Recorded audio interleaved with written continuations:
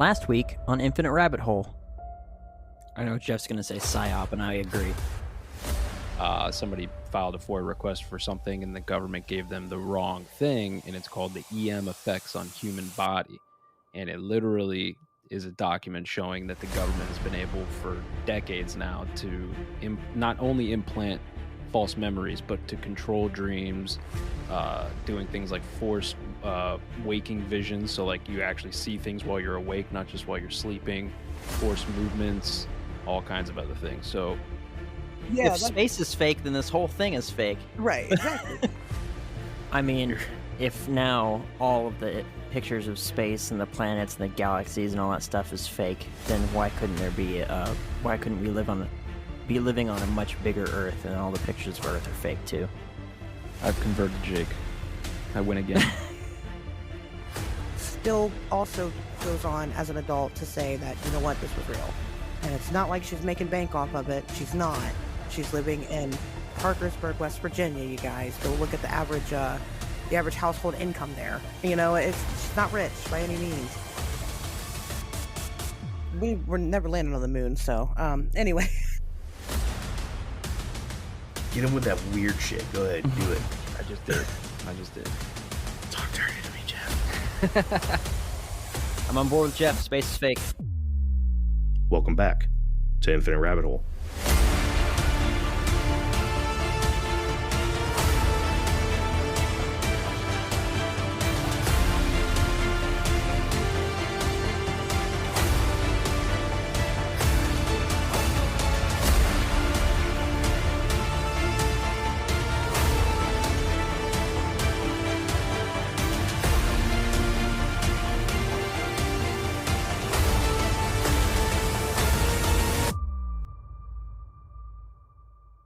Welcome back to the Infinite Rabbit Hole. I'm your host, Jeremy, and I would like to be the first to welcome you to the very last part of our Indrid Cold saga. This is it. This is the last one. We're going to put it all on the table. Everything that you need to know about Indrid Cold's story ends tonight. We're going to go over all of our thoughts and feelings about the subject.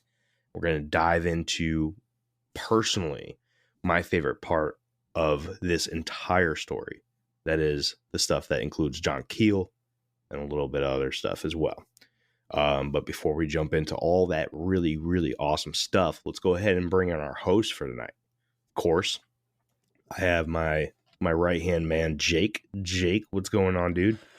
Might not be a right-hand man for much longer. I found another gray hair today. This podcast is stressing me out. I might have to dip out again. Oh, man. Well, we know that he only leaves for a couple months, and then he comes crawling back. Crawling back, yep. Crying. Crawling back. Take me back. I'm doing well. This is why we find hosts to having the ready, just in case Jake wants to back out again. That's right. I'm a real loser. But yeah. No, I'm just here. I got off work not too long ago. I'm stoked and ready to wrap up this episode and hear all the final thoughts and really just break this whole thing down, because we've heard the story this whole time.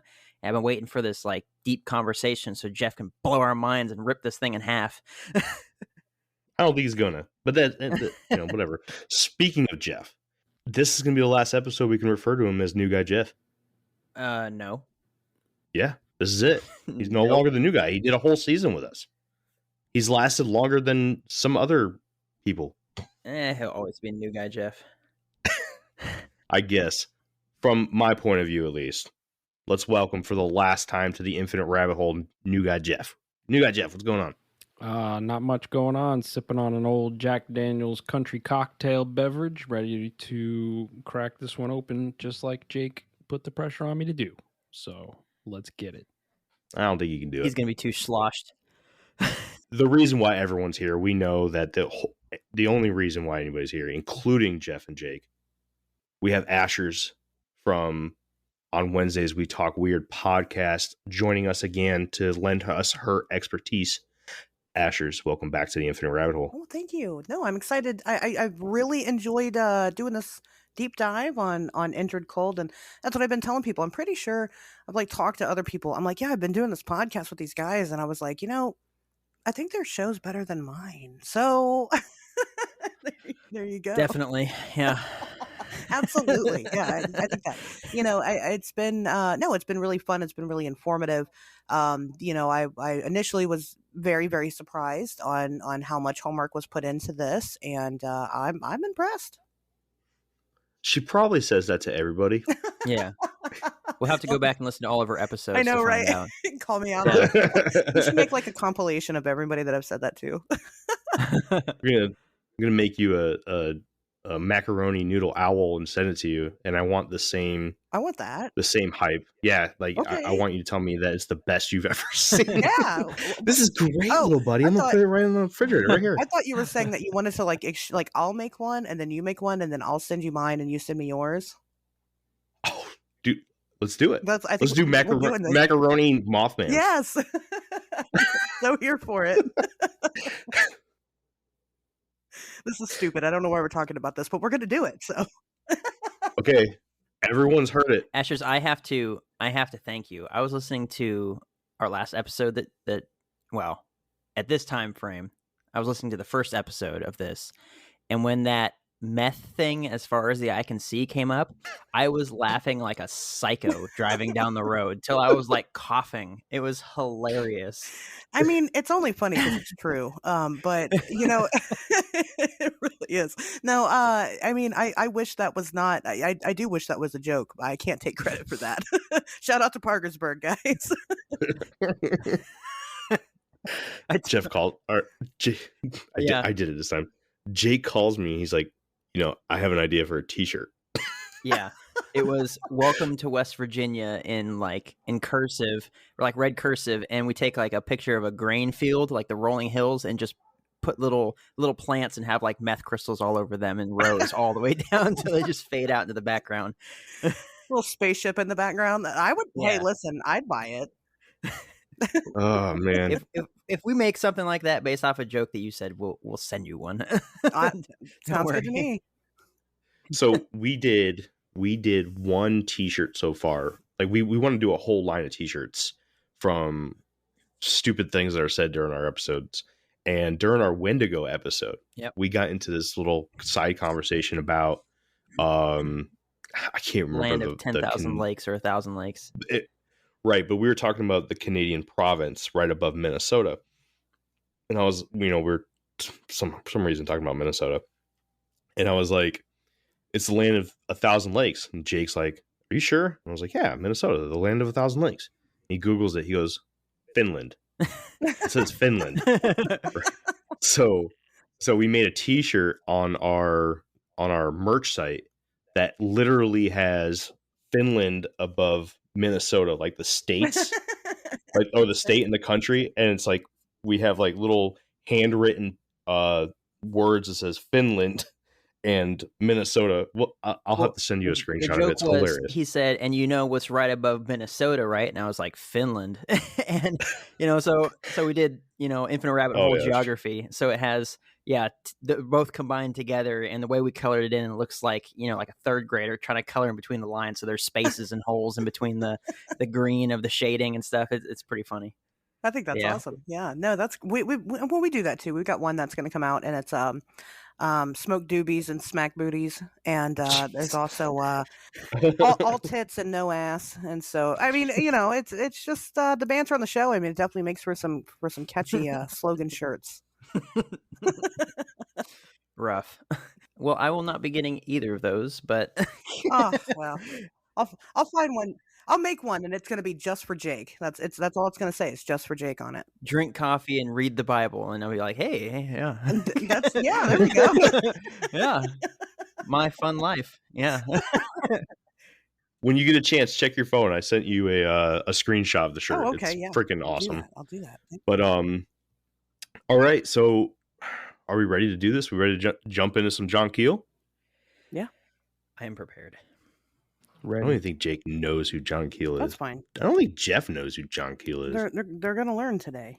I'm gonna Google a picture of him and be like, oh, that's John Keel. He's a short little man, right? He's got a nice beard though. John Keel is he had a beard.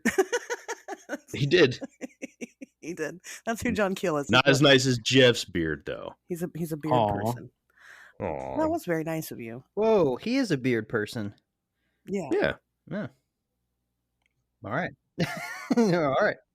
I got to get in storytelling mode. For those of you who may not be familiar with John Keel, he was an American journalist and an extremely influential ufologist, as well as the author of a very famous book called The Mothman Prophecies.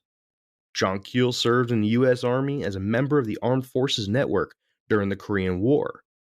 After his time in the Army, he became a radio correspondent in France, Germany, Italy, and Egypt. He is the man known for coining the title of the Men in Black. And one of his most important contributions to ufology was the finding and sharing of information on clusters of UFO sightings in a specific area during a specific time he referred to as flaps. There it is. Flaps. I'm dead serious, Jake. Like, that's exactly what it says. Flaps. For those of you that don't understand why I'm laughing, it was this whole thing before the episode where we were talking about flaps and Jake just wouldn't let it go. All right. In John Keel's book, The Mothman Prophecies, he tells of a handful of UFO sightings just prior to the events involving Woody Derenberger. Although some of these events include the sightings of humanesque shaped beings, one in particular stands out the most. In early November 1966, a man walked into the office of Mary Heyer, a reporter for the Athens Press newspaper. He's nervously stating, "I just got to tell somebody." Miss Heyer, who knew the man, listened to what he had to say and was shocked to hear the detailed story that he claimed just happened a few days ago to him and a coworker involving a UFO and a human-looking pilot. The story begins with him describing how he and a coworker were driving home near Parkersburg, West Virginia on Interstate 77 on November 2nd, 1966, when a strange craft lowered in front of their truck came to a stop a few feet ahead of them. A man walked out of a hatch and opened from the side of the craft and began to approach the truck. He looked as normal as any man he has ever seen. He was wearing a black sport coat and his arms were folded in front of him with his hands snug under his armpits. The driver rolled down his window and the stranger asked a series of strange but short questions. Questions such as, who were they? Where were they from? Where are they going? And what was the time? After the short and to-the-point conversation, the man walked back to the craft, got in, and the craft hovered up into the sky, and the men began to continue their drive. These men are believed to have been in the car that passed Woody Derenberger seconds before his first contact with Indrid Cold. The men argued between the two of them on whether they should report the incident, and they both came to the conclusion that it would be smart not to. But the man from Point Pleasant found himself having a difficult time continuing his life, with the memory of the event fresh in his head. He suffered from a bad case of insomnia, and when he was able to sleep, he would be terrorized by horrible nightmares. The man soon turned to liquor as an aid, and felt horrible about it. So he chose to tell someone, even if he stayed anonymous, to still protect his coworker's identity. Now, Mary Heyer, who was a close friend of John Keel's, eventually told Keel about this encounter with a man a few years later and claimed that he was completely unaware of the events with Woody Derenberger. In fact, she believed that the man showed up in her office before the entire craze with Derenberger's story hit the news outlets. Keel called the man and had a conversation with him, where Keel was able to validate the story that Mary had told him. The man agreed to every detail he was told by Heyer and told him, "Look, don't use my name. I don't want to get involved in this thing. That scientist fella told me." Before the man could finish, Keel asked, "What scientist?"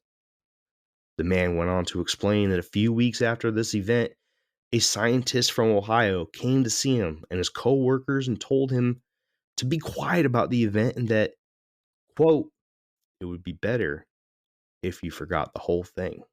The man claimed that his events happened on the same night on the same road in the same area as Woody Derenberger's event, but had zero idea at the time of Woody's story or anyone else's. Between police records and other newspaper and radio station records, there were at least 3 others from the exact same night, road, and area as these 2 events with strikingly similar details, 2 of which were reported before Woody contacted the police office. What do you guys think? My lab. My lab, huh? Yeah. Fake. No, I don't know. I Jake. don't have an opinion. No, it sounds to me like there was probably an operation going on because it was in, all these people had the same, man, I just lost my train of thought. They had the same thing happen to them in the same place, roughly, right? So there's probably an operation going on. Some black budget alphabet agency was doing some, men in black shit. They were doing some my labs. They were probably, see, there's a thing about my labs where, they can wipe your memory. So, you could be abducted and then placed back, memory wiped, just like in the movie Men in Black, right? And Yeah. all you remember is just dudes in suits or whatever they want. They can even implant fake memories. So who really knows? That's interesting. Is there any actual evidence of that, or is that just something you're bringing out of your head? Of my labs? Yeah. Oh, there's plenty of evidence. But how would they know? Their memories have been wiped. Well, it's not foolproof. Okay. People have had memories brought back through hypnosis and all kinds of other things as well, too. So real quick, Jeff, because I can't remember if you had talked about my labs before on the show. Real quick, can you give everyone listening right now that may not be familiar with my labs exactly what you're talking like about? Jake. My labs are military abductions. So the idea is, and there's probably multiple ways that this could happen, but one of the main ways is either people get abducted by some extraterrestrial, and then after they're brought back, the military or the black budget alphabet agency, whatever it is, comes in and abducts you a second time to see what the aliens wanted. Then they can erase your memory, implant what they want you to remember, so on and so forth. Also, you don't have to necessarily be abducted by aliens first. It's my opinion that people who are abducted by quote unquote aliens, they're all my labs. I think that they're all black budget agencies abducting people for the purpose of implanting these false memories about aliens to perpetrate that, that idea through the ages, right? And what would you think what's the foundational purpose for that? Right? It's the same thing like we were talking about before we were recording with predictive programming, how they'll put stuff in the movies and in the shows to make us start to think that aliens are real and that aliens came, ancient aliens and this and that. So it's the same kind of idea. They could pick you up, implant some false memory, make you think that there was aliens. Now you might go do a lie detector test or whatever, and you believe 100% what you saw. And it's in order to get the masses to believe that there is aliens when there isn't. So you're saying another build up to Project Bluebeam. Yeah. Asherz, what do you got? Well, it's, so we had talked about, Woody the next day after he had met Indrid, was visited by people right from Patterson Air Force Base in Ohio. So, this tells me, and it's hard because it's not like Keel, yes, Keel was taking notes during the time, but, while he was in Point Pleasant doing these investigations, doing the journalism, but it's not like he wrote Mothman Prophecies, that year or whatever. He had written it over time. I think he came out with it in 1974. Almost 10 years after the fact. So it could have been that that's something that was inserted into the story later on, knowing at that point that Woody had been visited by people from the base, or you got 2 separate people that don't know each other telling 2 separate stories that match up. So, I mean, who these people were, I don't, I think that, probably instead of Men in Black characters, which who knows, maybe maybe the Men in Black work for the Air Force or whatever. We don't know. I think that at minimum they probably were working for the base. I think they're above all that. To be honest with you, we'll get into that a little bit later. Sure. Just to circle back, sorry, I Yeah. may have missed it or just fell out of my head. Was this before or after Woody's incident? So the incident that he was referring to was immediately before. Well, they believe it was immediately before the Woody Derenberger incident. And there was, I didn't find it in the Mothman Prophecies. I found it in a different source, but it kind of met up pretty well that a lot of people think that the guy who went into Miss Hire's office was actually the car that originally passed Woody's car just before the very first incident with Indrid Colt. Okay. So this guy and his coworker would have had their incident immediately before and scared the shit out of them. They sped past him. They saw Woody in front of them. They flicked their lights. They went around him, and up comes Indrid's craft right behind that speeding car, getting ready to talk to the next person, which was Woody Derenberger. So this tells me that Indrid didn't single out Woody, right? He was just looking for anybody that would listen so he could influence them or whatever it was he had in mind. And, so it tells me that, right? So that's credible to me. I think that checks out. And then it also tells me that for whatever reason, people in Ohio were taking great interest in this story. Whomever they were, but kind of coincidental that there's an entire base that happened to be the home for things like, Project Blue Book and you know what I mean? So, Yeah. I don't think that that's a coincidence at all. I think that also checks out and lends more credibility to the story. I think just the general location of the story, in its proximity to Wright Patterson really helps Jeff's argument. And I'm not saying that's where I'm going with my final thoughts here or anything, because we're still got a lot of stuff to get through before we get to our final thoughts, but I'm interested to see what Jeff thinks of the rest of the stuff that's about to come up and see if he still has the same or if maybe he tweaks his final thoughts a little bit. You guys ready to jump into some more? Yeah. Let's do it. So real quick, the reason why I had asked, and it kind of just got, this spot or this theory just kind of got squished because of, it happening before Woody had his incident. And it was that, remember when we talked about aliens probably in season 2 maybe? And I had mentioned that there was one of the very first documented UFO sightings in the United States, and that the original investigation where the person, I think his last name was Kennedy, but he told the news station or the newspaper that he had seen a crescent moon shape in the sky. And then the newspaper went out and they put out an article saying that it was a pie pan. And then within, over the next month, like 300 people came out saying that they also saw a flying pie pan in the sky. And it was just hysteria and people trying to get their, their name in the paper. So if it was like, oh yeah, this is the exact same thing that happened, but it was, a week or 2 weeks after Woody had his thing, I would have been pretty quick to be like, Yeah. Because by that time, the next day it had been brought out on a radio broadcast, right? So people would have heard, a majority of what the story was. And so if they just copied that and said, yeah, this happened to me too, and be like, so it was just like that. But you said it was before, so.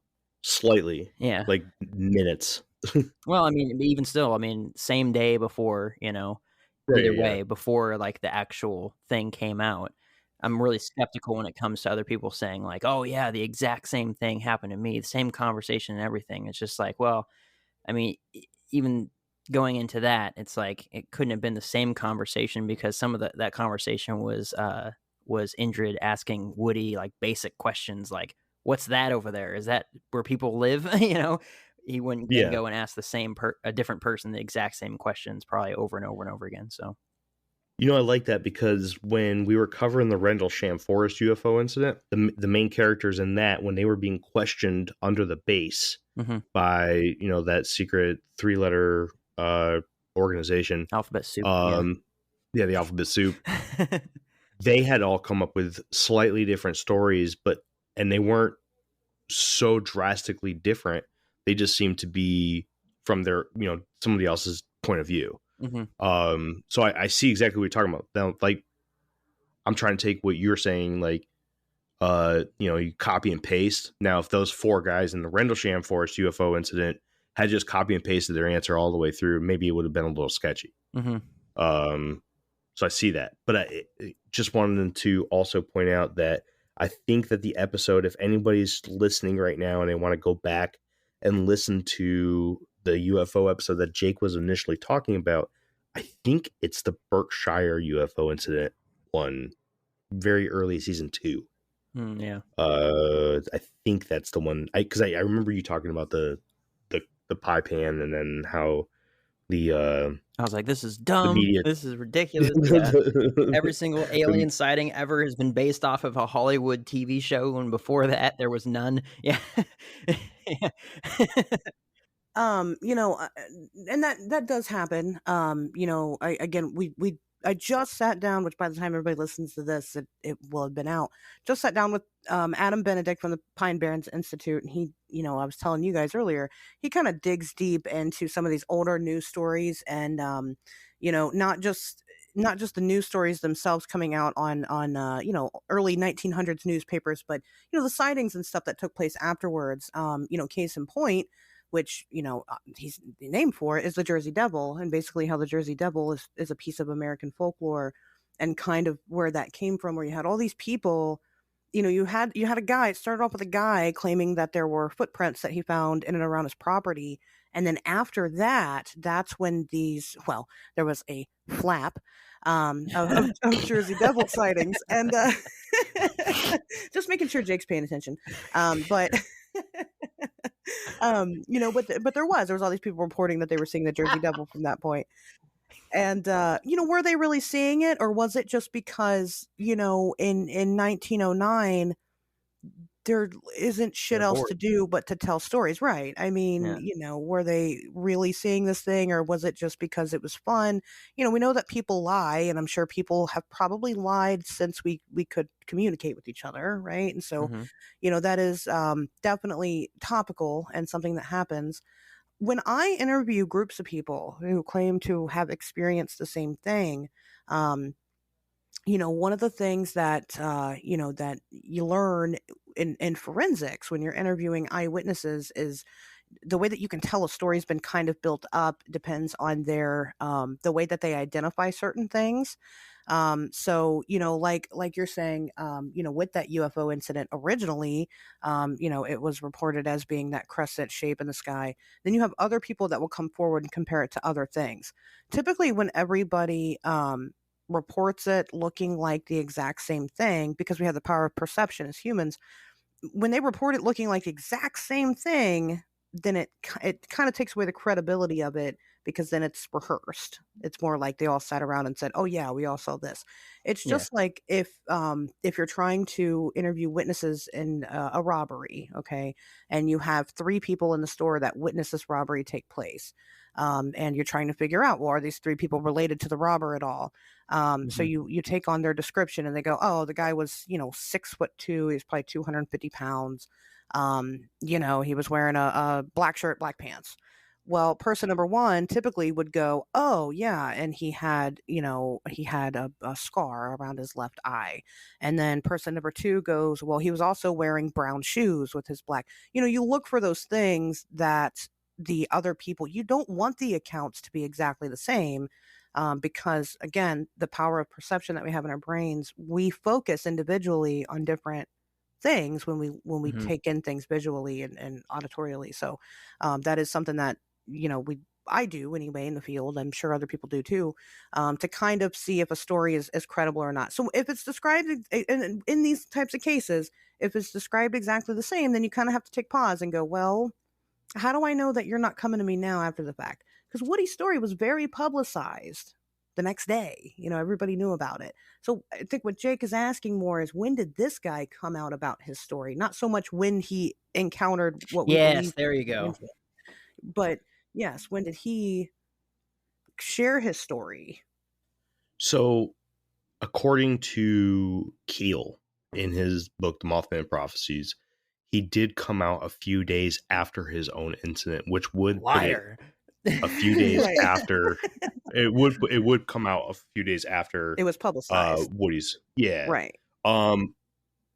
Now, I don't know or didn't know Miss Hire. I think she passed away He already. did, yeah. But from what I know from her and reading Keel and knowing that, if Keel trusts somebody, there's validity to their character. And if Miss Hire, who is a respected person of Point Pleasant, the person that a lot of people came to for news, or, if like we're going to get into later about the Silver Bridge, Sure. when the incident happened, a lot of people were trying to contact her to try to find out if their loved one was on the bridge and everything. She's a respected person. So if she's getting the feeling that this person didn't know about Woody Derenberger, you also got to remember that this was in the 60s, right? 66. And not everybody had a TV. Everybody had a radio, most likely, right? Was everybody listening to the radio? Was this in the newspaper? Because everyone read their paper. Well, right. Information didn't travel as fast. I think in small town, West Virginia or Ohio, or, just that area in general, I don't think it would have been a far stretch that he would know about the Woody story. I don't think that he would know that Woody was visited by people that work for the base. True. Mhm. So I think that part is, because they were there during the, during the media talk that Woody had. They were there. I don't think anybody knew who they were except for police and Woody. And I mean, I don't think that the general public were like, oh, those are Air Force people from the base. I mean, I don't think that I don't think that was public knowledge at the time. So that detail to me, like I said, that again, that's credible. I also think, if you go back to the original night when Woody came home and Catherine, his wife, sent him to the kitchen and sent the kids upstairs, and they were talking, and she was on the phone with the police officer, and the officer said, tell him not to be freaked out, or tell him to calm down. He's not the only person to report this night. I think that's also a big marker. And I'm not saying for this particular event, although this is one of the more popular ones from another person's point of view. We'll go over a few other ones, or actually I think we did last episode. They're all running together now. so much. Right. But I don't know. I'm not going to count this as BS in my book. But I can see where you're not taking interest in this as being like a hard piece of evidence. Totally understand that. And I'm not saying that I'm going to really take it as a piece of hard evidence. I take it as a very interesting piece of evidence that can circumstantially fit something very interesting. I mean, there's a possible shadow of doubt there. And, that's something that we have to acknowledge and go, yeah, well, okay, it's possible that he lied. Very, very possible. And I will definitely admit to that. It's not a hill I'm willing to die on, though. We can move on if you'd like. I am also not willing to die on this hill either. All right. Jeff. I'm here, bud. Okay. You still on Amazon? No, I'm listening. I mute my mic, so it took me a second to unmute. Okay. All right. Love you too, buddy. Thanks. All right. Let's go into some more details, all right? All right. Just like with every other source of mine for this topic, there are details that are added with Keel's telling of Woody's story. Here's what I found. Mr. Cold was sporting a large grin and under his topcoat he was wearing a shiny metallic greenish shirt of some sort under his coat during the very first encounter with Woody. These particular details are common in many tellings of the story and have been quoted coming from Woody himself by many people. Keel goes on to add that a few people had come forward with hearing of Woody's story. Keel goes on to add that a few people had come forward after hearing of Woody's story and confirmed that they drove by him pulled over on the side of the road having a conversation with a man who didn't seem to have a vehicle. No one saw the craft hovering over Woody's position. Mr. Keel also has more info to add about the time surrounding when Woody appeared on the Long John Nebel's radio talk show. A year prior to the recording, Dr. Morgan, the doctor who administered the psychiatric test on Woody due to Nightcap's request, was watching a football game at his home when he began to feel a very strange sensation wash over him, in which he believed he was being caused by a craft hovering over his home. This was the beginning of his journey as a contactee. During the recording, Long John phoned Dr. Morgan and he reiterated his experiences since to Woody and the panelists, as well as anybody listening to the show that day. Let's go over some more strange instances really quick. There were many other instances from the book The Mothman Prophecies that could have been tied into the events of Indrid Cold or the Mothman, or both. One strange occurrence was the fact that many people reported door-to-door salesmen traveling the area selling different things at each door. Sometimes it was appliances, sometimes Bibles, sometimes shoes, and sometimes they would claim that they were quote-unquote census takers. This strangeness wouldn't be too strange if it weren't for the fact that many claimed to talk to their neighbors immediately after this group visited both houses to find that they were selling something completely different to their neighbor. These quote-unquote salesmen would always ask particular questions, some such as, how many children were in the house? They always seemed to be very interested in the children. One woman was even going around claiming to be John Keel's secretary. She would give those who had been subjects of Keel's a form with questions about their personal lives and the events in which they saw the UFOs. John Keel does and did not ever have a secretary. And the most curious thing about this quote-unquote secretary of Keel's is that she even visited the people that Keel never wrote about, meaning the ones that wanted to stay anonymous. These visitors would most often show up at people's homes shortly after the witness's event. To Keel, this was textbook Men in Black activity.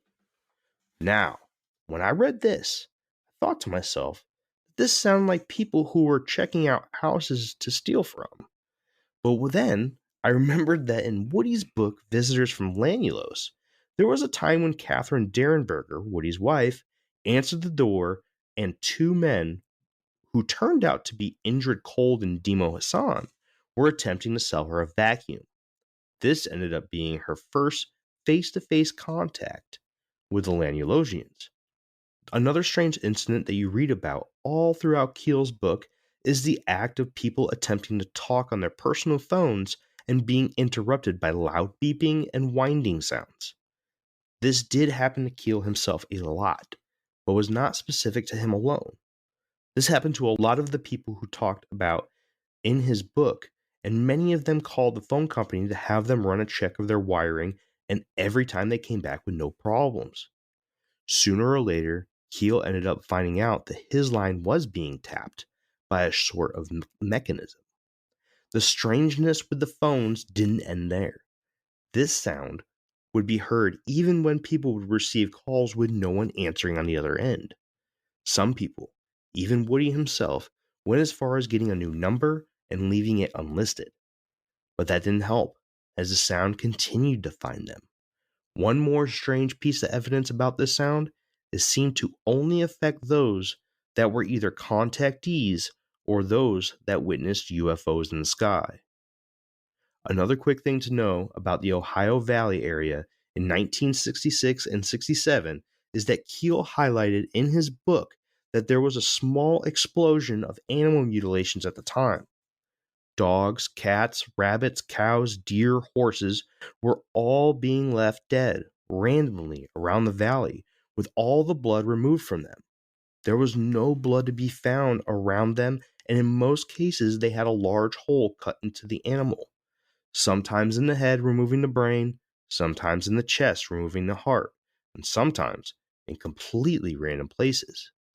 One particular case was very interesting, and that was the night that someone found a dog charred to a crisp in one of the abandoned buildings of the TNT area, the area synonymous with being the favorited area of the Mothman, just prior to the real snap of Mothman sightings and events throughout the Ohio Valley. So was this the Mothman's doing? Indrid Cold's? Or another completely unrelated set of events? Let's talk about it. Asherz, you lead us off. Okay.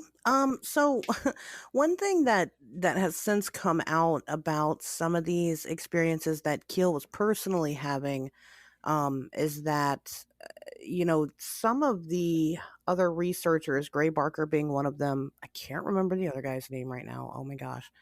Anyway, they admitted to being responsible for some of that stuff. They actually Really? oh yeah, they admitted to making like phone calls to him and putting on voices or just not saying anything and hanging up and things like that. So that makes it hard. I think that Keel genuinely believed that this stuff was happening. Keel, he got involved in the area and what was going on. I mean, he was there not for Indrid Cold, he was there for the Mothman stuff. After Mm-hmm. he had heard of the Scarberry sighting that kind of blew up the whole Mothman thing to begin with, because he was working for a newspaper in New York at the time, and he was kind of tracking there was like a boom, I'm sorry, a flap of There, UFO yes, sightings. thank you. um, that was happening, throughout. It was all the way up from Michigan, through on down to, Illinois, Indiana, through Ohio and Kentucky, West Virginia. It was kind of, there was like this track that was happening. So he was there for all of that stuff. He came across the Indrid Cold story because he was there investigating high strangeness in the area. But it's hard to know now how much of that was accurate, knowing that other researchers were messing with them, because we kind of talked about and touched on a little bit in one of the other episodes about how it had later came out that Gray Barker possibly didn't believe any of this stuff, right? And so which isn't unheard of with a lot of these famous investigators. I mean, most of us are skeptics, and that's how we're able to stay sane doing our jobs.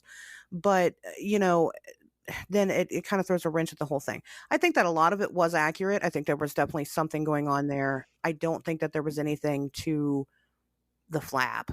And that's Mm. kind of where my job where my job picks up, right? I don't think that it ever was.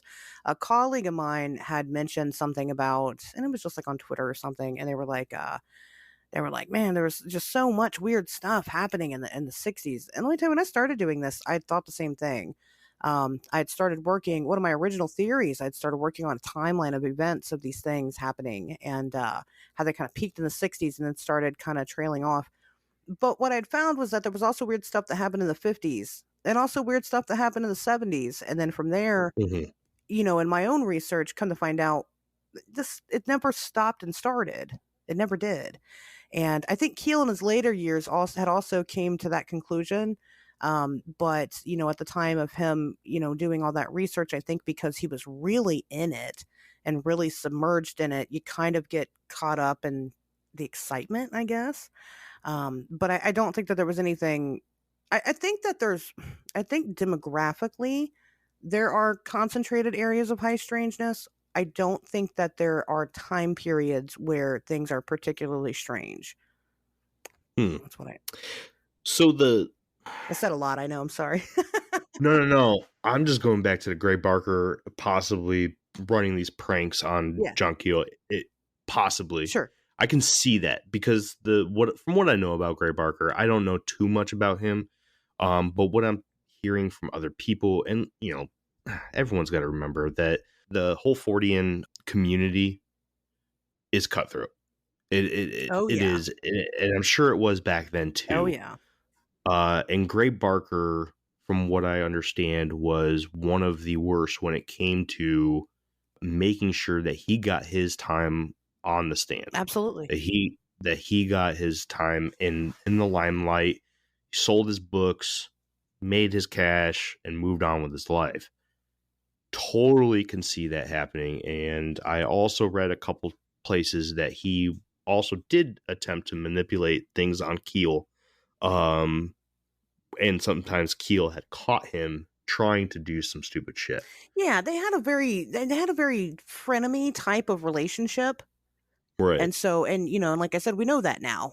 So yeah, I wouldn't put it past them. But then again, maybe Keel was experiencing these things, and later Gray Barker comes out and says, "Oh, that was me," just to Because he kind of wanted the fucking attention. exactly, just to kind of take Yeah. away the credibility from Keel. So it's hard to say, exactly what was happening. Maybe Keel did get a couple of weird phone calls, and Gray then ran with it, and maybe he was some of them, but not all of them. We don't really have a way to know.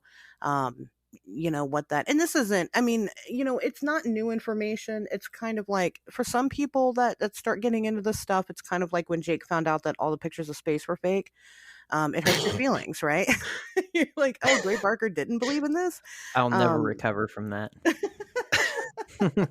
But Jeff talked about it on his show this week too. Hilarious. Oh yeah. That's awesome. Well, it's very heartbreaking. I understand, but like Charles Fort, where the term Fortean comes from. And I'm gonna tell you this right now: if you don't know who any of these people are and you're interested in these topics, stop listening to the show and go pick up a book written by any of these people, because it's kind of important information. But Charles Fort, he was very open about the fact that he was skeptical of these things. He's like, I just know that we don't know shit. Basically, it's pretty much what he said. Actually, I think there's like a quote of his that says something about the only thing that he knows for sure is that he's going to wake up and have breakfast or something like that. Yeah. Because he just got to the point to where he's like, yep, strange things are happening. Science doesn't know what's happening. We don't know what's happening, and we're just not meant to know. And that's that.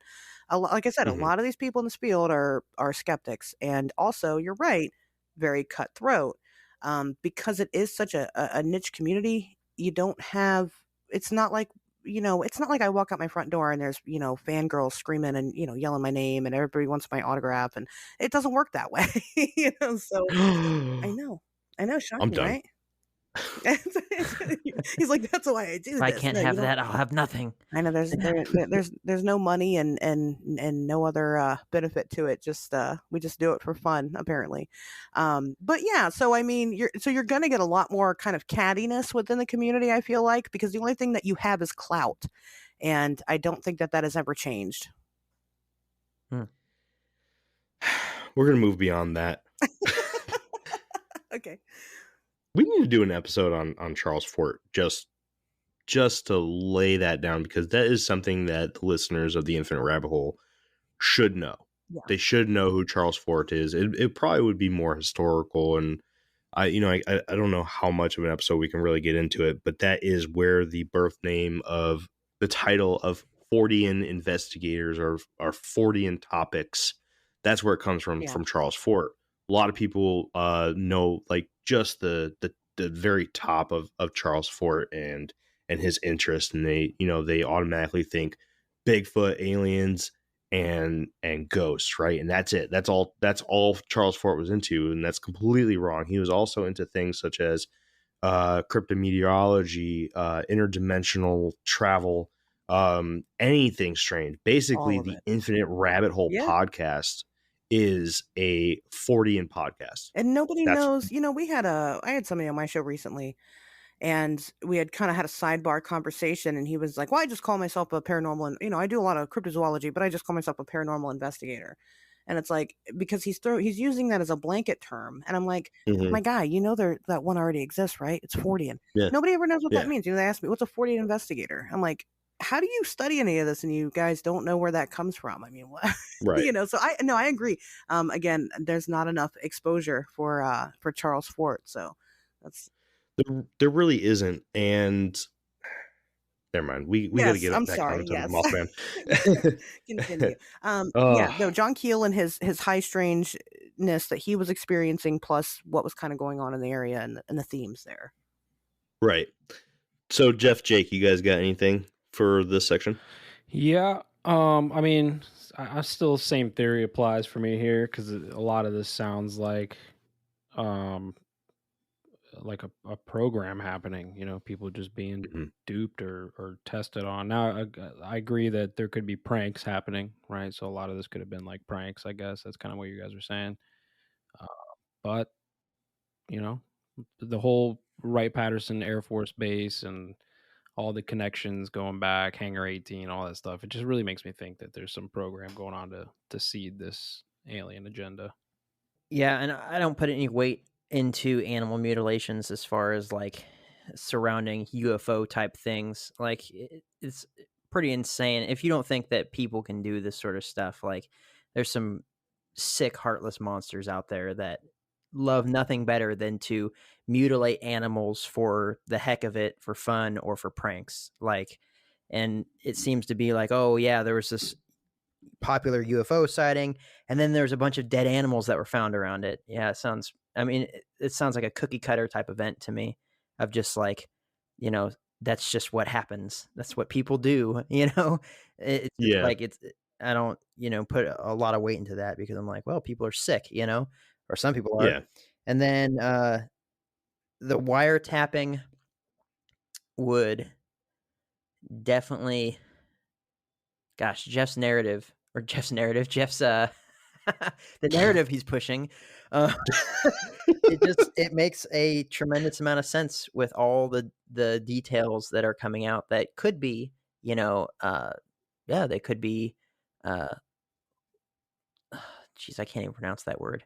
Lanulogians. That's it. There you go. Yeah, that'll work. Lanulogians, checking up on the neighborhood and all that sort of stuff. Or it could be people pushing a narrative, wiretapping everyone's phones, making sure that they believe it, showing up at their house, asking random questions, doing all these sorts of things, checking up and checking up and checking up.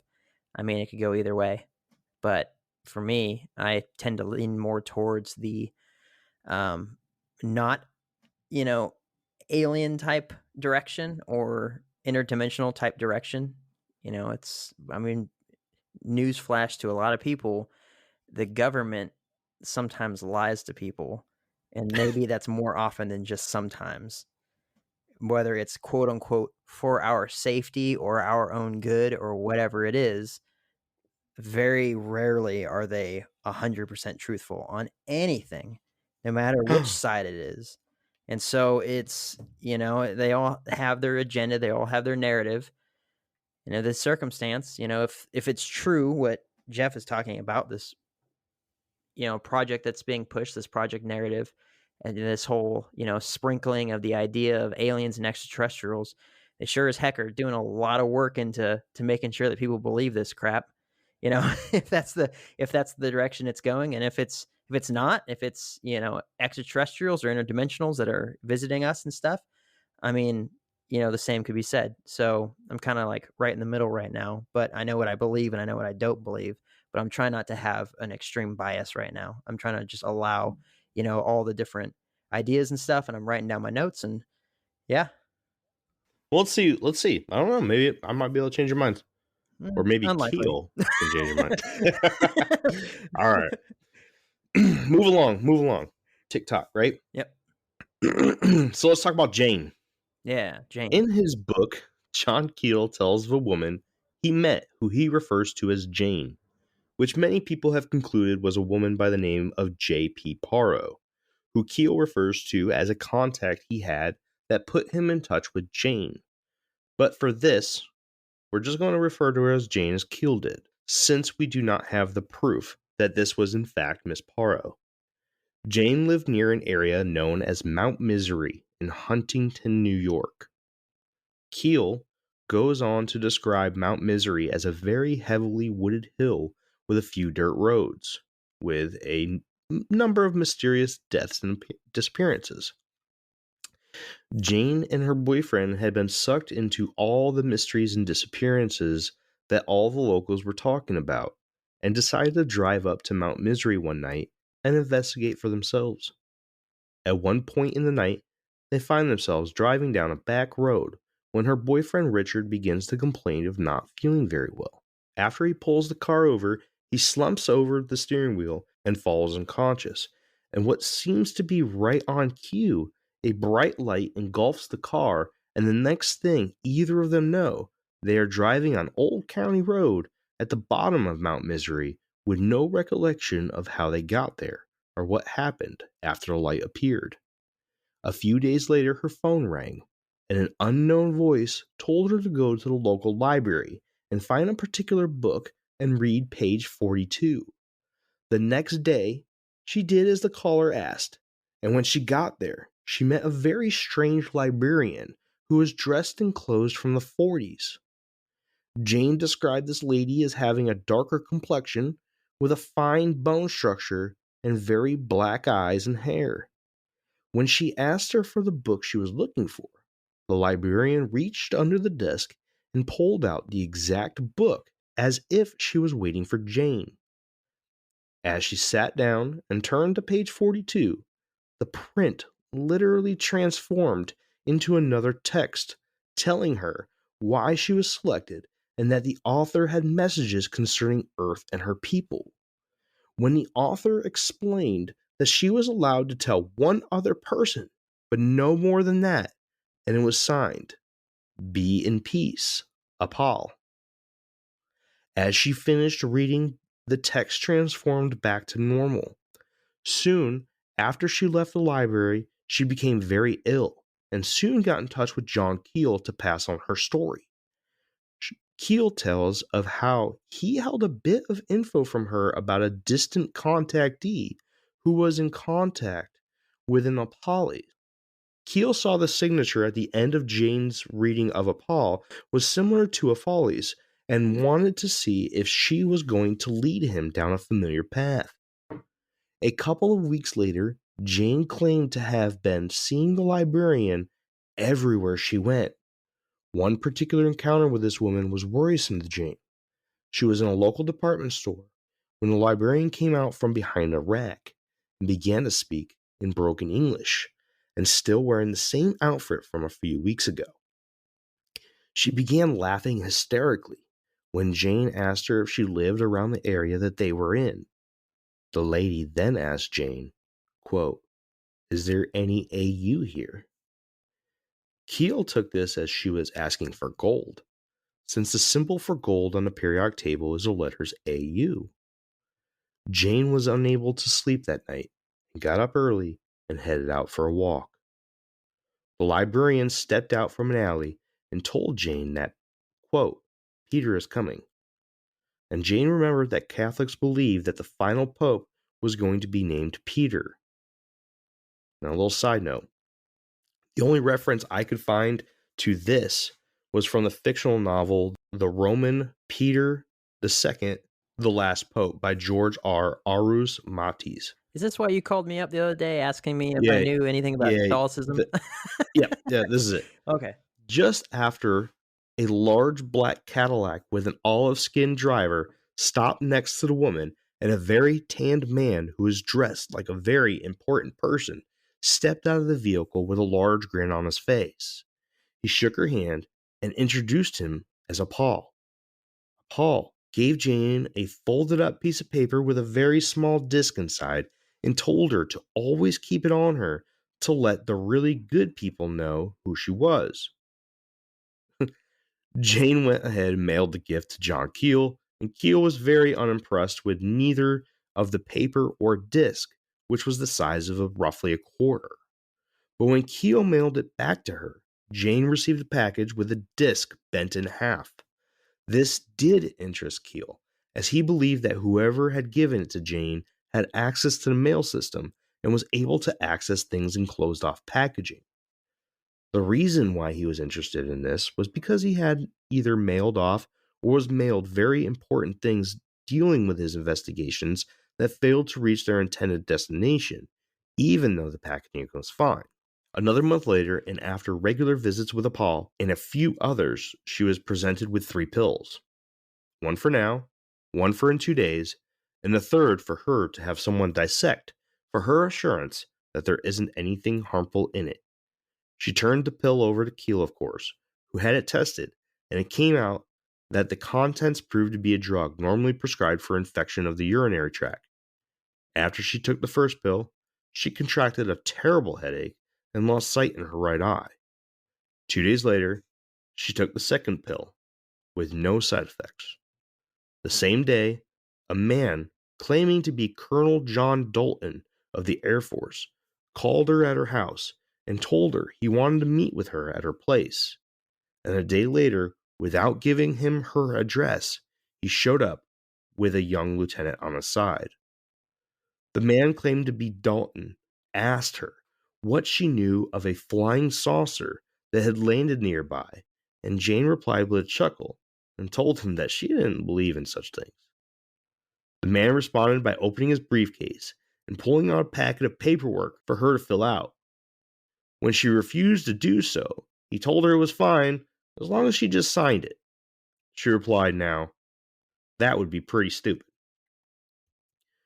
Soon after this, Paul began using Jane as the middleman for contacting Keel.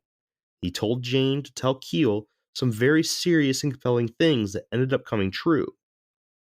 Just remember, the date of the publication for this book was June 23rd, 1975. These things he told Keel were things would become more serious in the Middle East.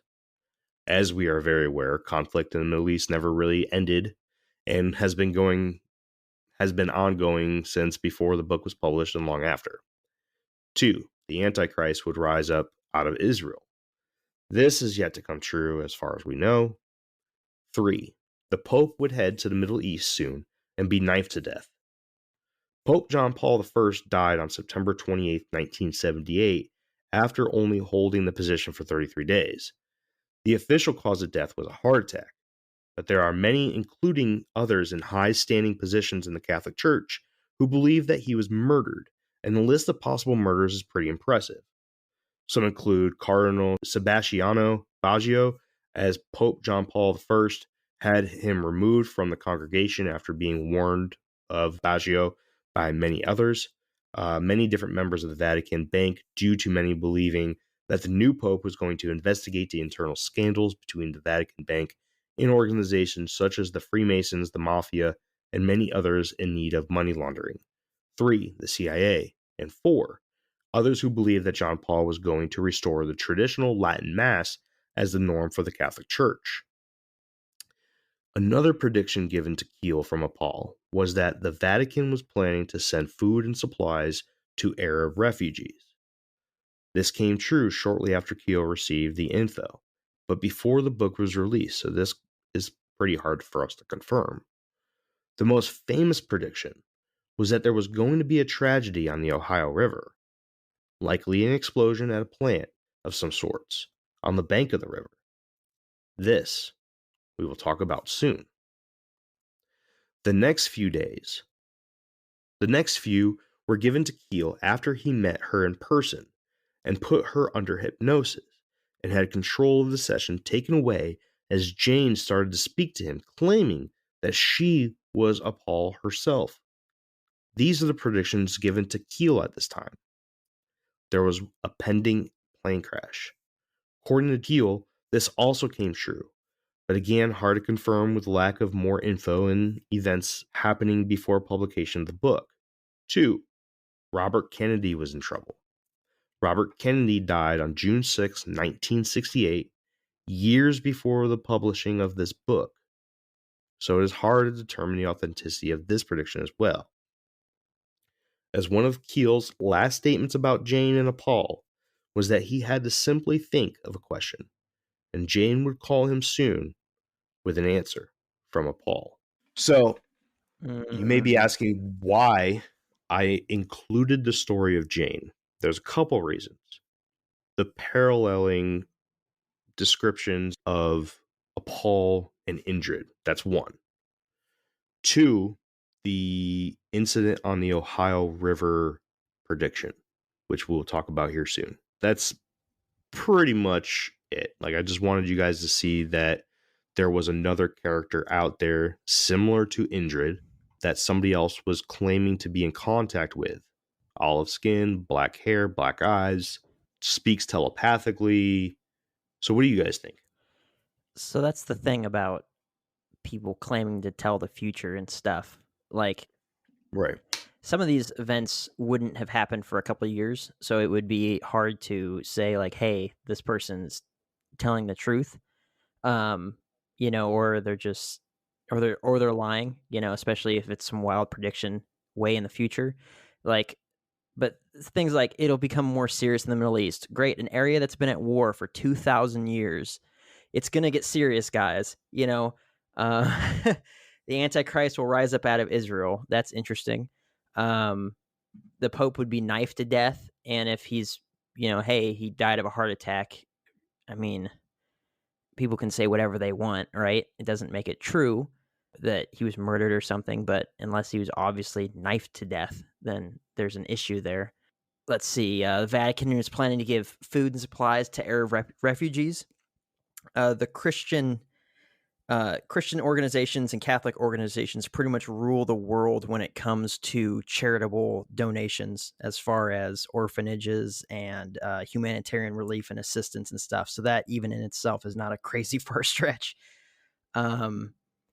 It's just like a lot of these quote unquote predictions are either very vague, or they're like saying at some point this is going to happen, or something like here's this political figure and oh no, they're in trouble. Like that could mean literally anything. It's like he comes down with a stomach virus and be like, see, I told you, I told the future, right? Or I predicted the future. All that stuff is just, pretty much nonsense. I mean, unless it came true, in which case it'd be like, okay, this is definitely something. But in this circumstance, it definitely sounds like someone's just having a kind of like a copycat story.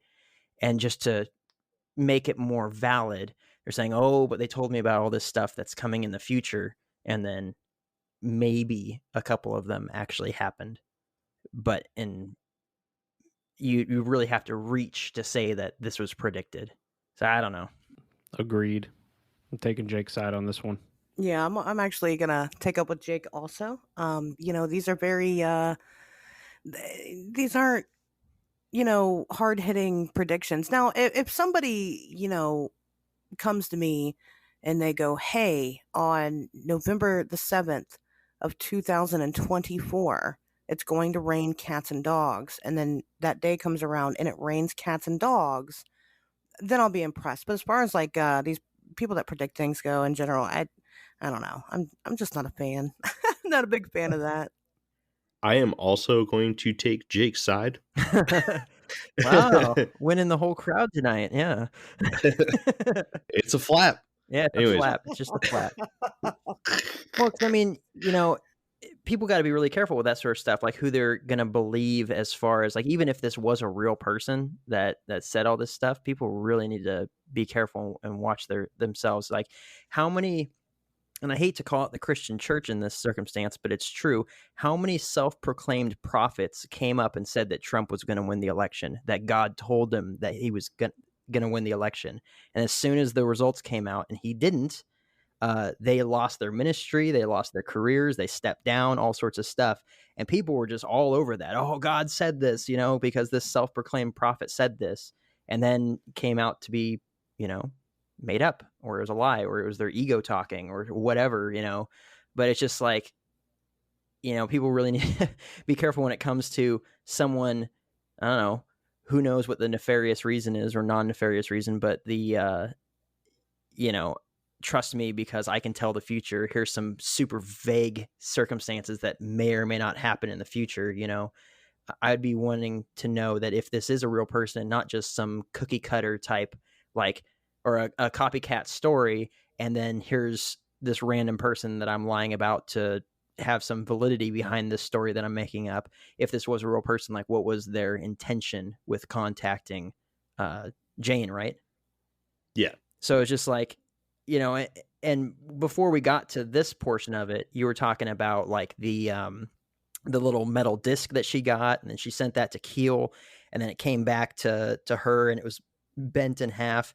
And the first thing I thought of was just like, I mean, easy. I get stuff that's bent in half in the mail all the time, but if it was in a box, then that's a little bit, yeah, like, $50 set of gaskets, and they're all smashed into my mailbox. No big deal. Thanks, Amazon. But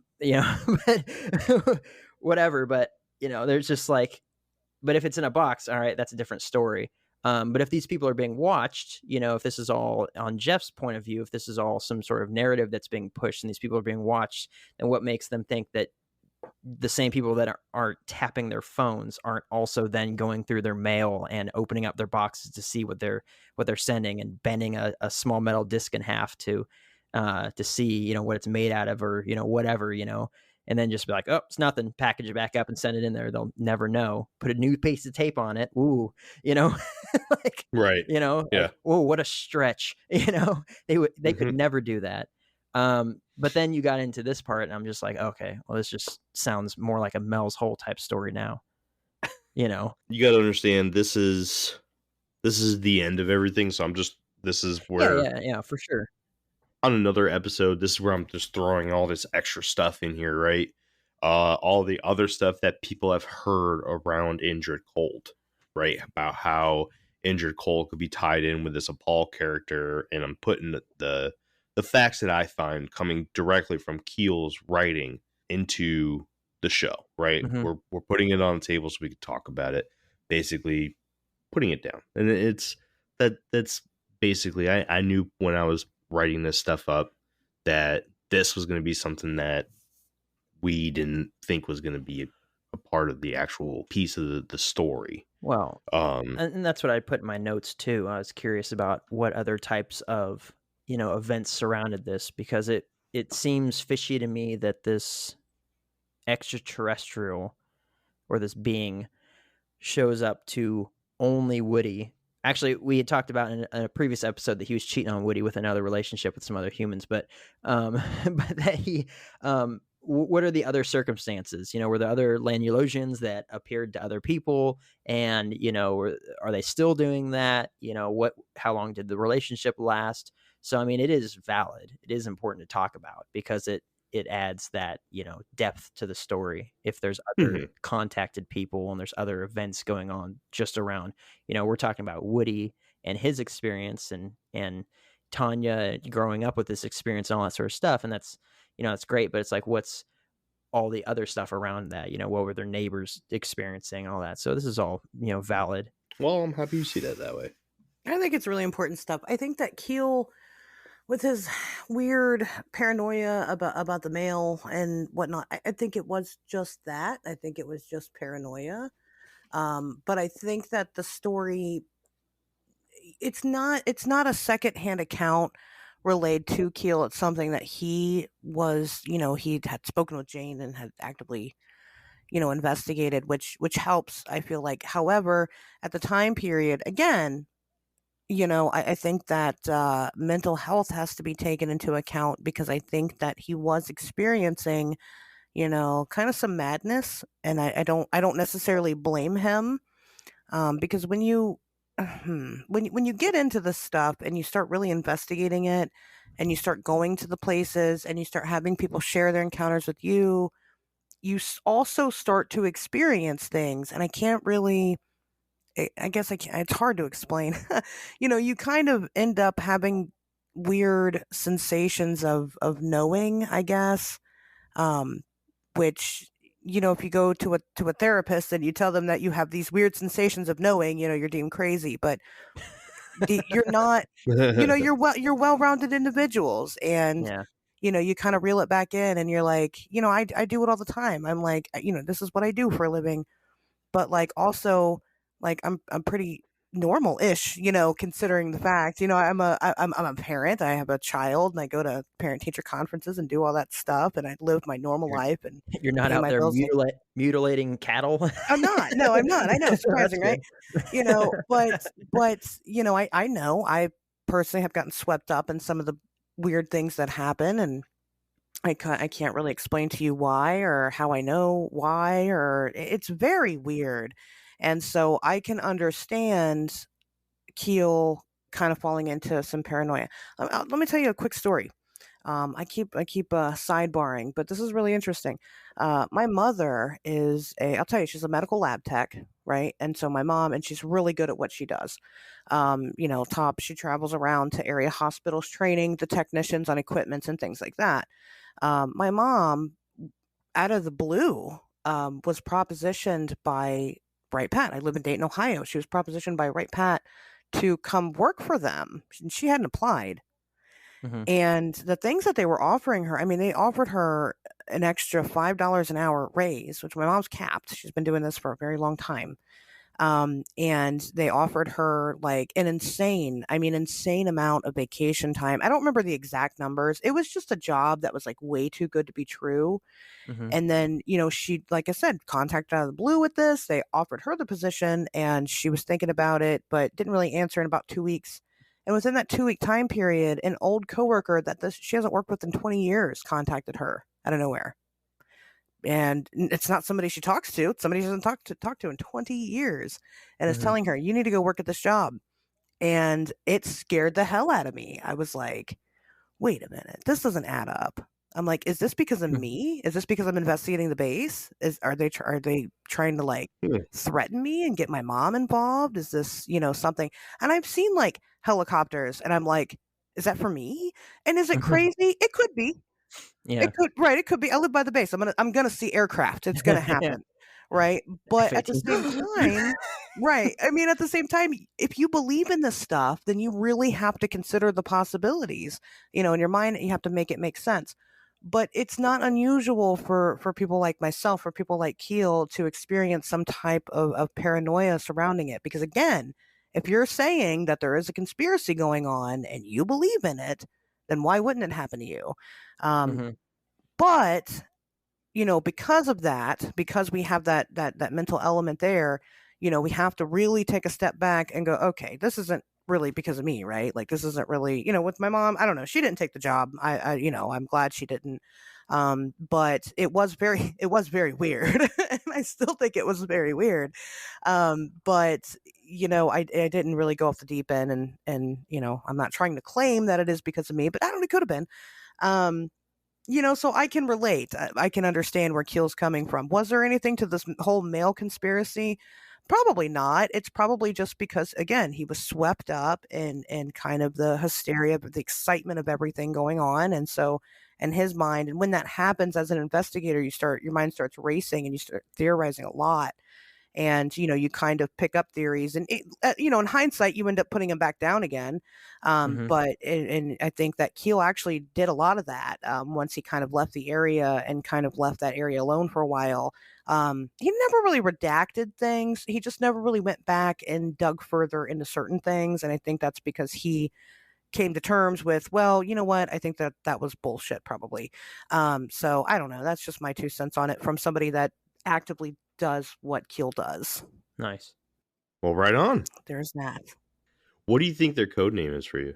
For me, Ginger. Yeah, Ginger the guy in the helicopters. I'm thinking Big Red. That's Big Red. yeah, or something about red or ginger, ginger snap. I don't know, something. Probably Ginger flap. ginger flap. I'm sorry. It's a funny word. All right. No, It's it like fucking better be now. it's like I will be so people. disappointed if it's not. It's like moist. I laugh when I hear that word. A lot of people don't like it. I laugh. I'm like, that's funny. It's a funny word. No, it's yeah, I don't know. It's something about being a redhead for sure. Mission Control. I found the Big Red Dog. Yeah. Clifford. That's right. Yeah. Clifford, yeah. Something like that. I don't know. Do It's a you weird want me thing. to take the shot? All right. I'm going too far. No, it's Too far. It's Here, all right. Too far. Hey everybody, bear with us while we take this quick break. Hey guys, I'm Asherz, And I'm Pat O. and every Wednesday we talk weird. It's a weekly podcast bringing you the latest in cryptozoology, ufology, conspiracies, the occult, and all the latest in Fortean news. Everything from the ooky to the spooky. It's like Coast to Coast AM for people who fuck. Search for On Wednesdays We Talk Weird anywhere you get podcasts. See you guys next Wednesday. One of the most popular nicknames associated with Indrid Cold is the Grinning Man. Some also refer to him as the Smiling Man. The name the Grinning Man forces you to believe that Indrid Cold is a man who, get this, grins a lot. Maybe all the time. This is both true and not proven to be true. Let me explain. The Grinning Man title is given to an entity that seems to follow and even chase down people in the streets and sports a cynical-looking grin from ear to ear. The reports of the quote-unquote Grinning Man began on October 16th, 1966. Two boys by the names of Martin Mouse Munov and Jimmy Yonkaitis were walking home along a chain-link fence on 4th Street in Elizabeth, New Jersey, when the boys discovered a very tall man with no hair wearing a shiny green suit staring at them with a very big grin on the other side of the fence. The man chased the boys until the boys eventually were able to lose him. The boys later would report that the man's face was very strange and seemed to lack a nose and ears. This is the event that would give the entity the name of the Grinning Man. John Keel outlines a story that may have been associated with this being in his book, The Mothman Prophecies.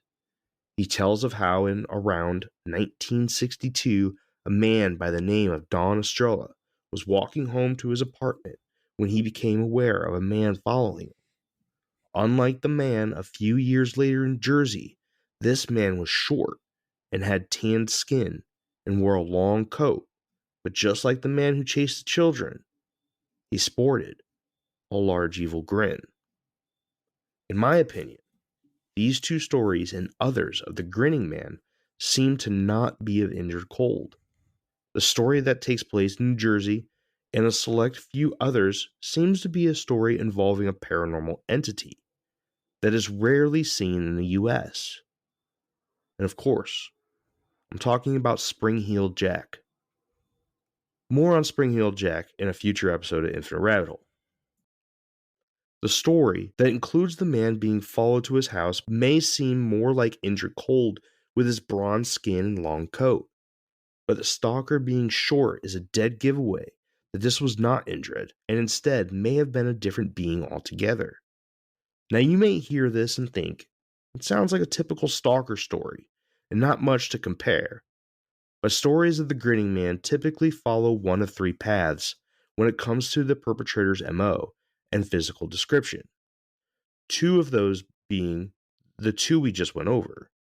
Many different stories involving a spring-heeled Jack type person sporting a large grin, and many others involve a short man in a large coat, also sporting a large grin. Now the third one, I do believe could very well be our Lanulosian. This story involves a girl by the name of Linda Lilly, who lived in Point Pleasant at the time of her encounter. She was a teenager living with her parents in 1967, when she had awoken one night to a tall man standing over her. The man's face was half covered by the shadow casted by her window shade, but she could clearly see a very large grin spread out along his face. When the man started to walk around her bed, she screamed and hid under the blankets, only to come back out a few minutes later and the man was gone. This story has two things that stand out the most to me as possibly being Indrid Cold. The time and place, which was 1967 in Point Pleasant, West Virginia. That's correct. And all other stories that I could find of these tall, athletic, able to jump 6-foot tall, chain link fence Indrid Colds and short tanned wearing their uncle's overcoat Indrids take place in plenty other parts of the country. The tall one typically around the Atlantic seaboard, and the short one dang near everywhere. But Linda Lilly's story may be the only story of this quote-unquote grinning man actually being described as Indrid Cold. So, what do you guys think? Sounds creepy. Very It creepy. is. I'm siding with Jeff on this one. Yeah. Creepy. I don't think that any of those are Indrid. Even the Linda Lilly one? Yeah, Nah. I don't.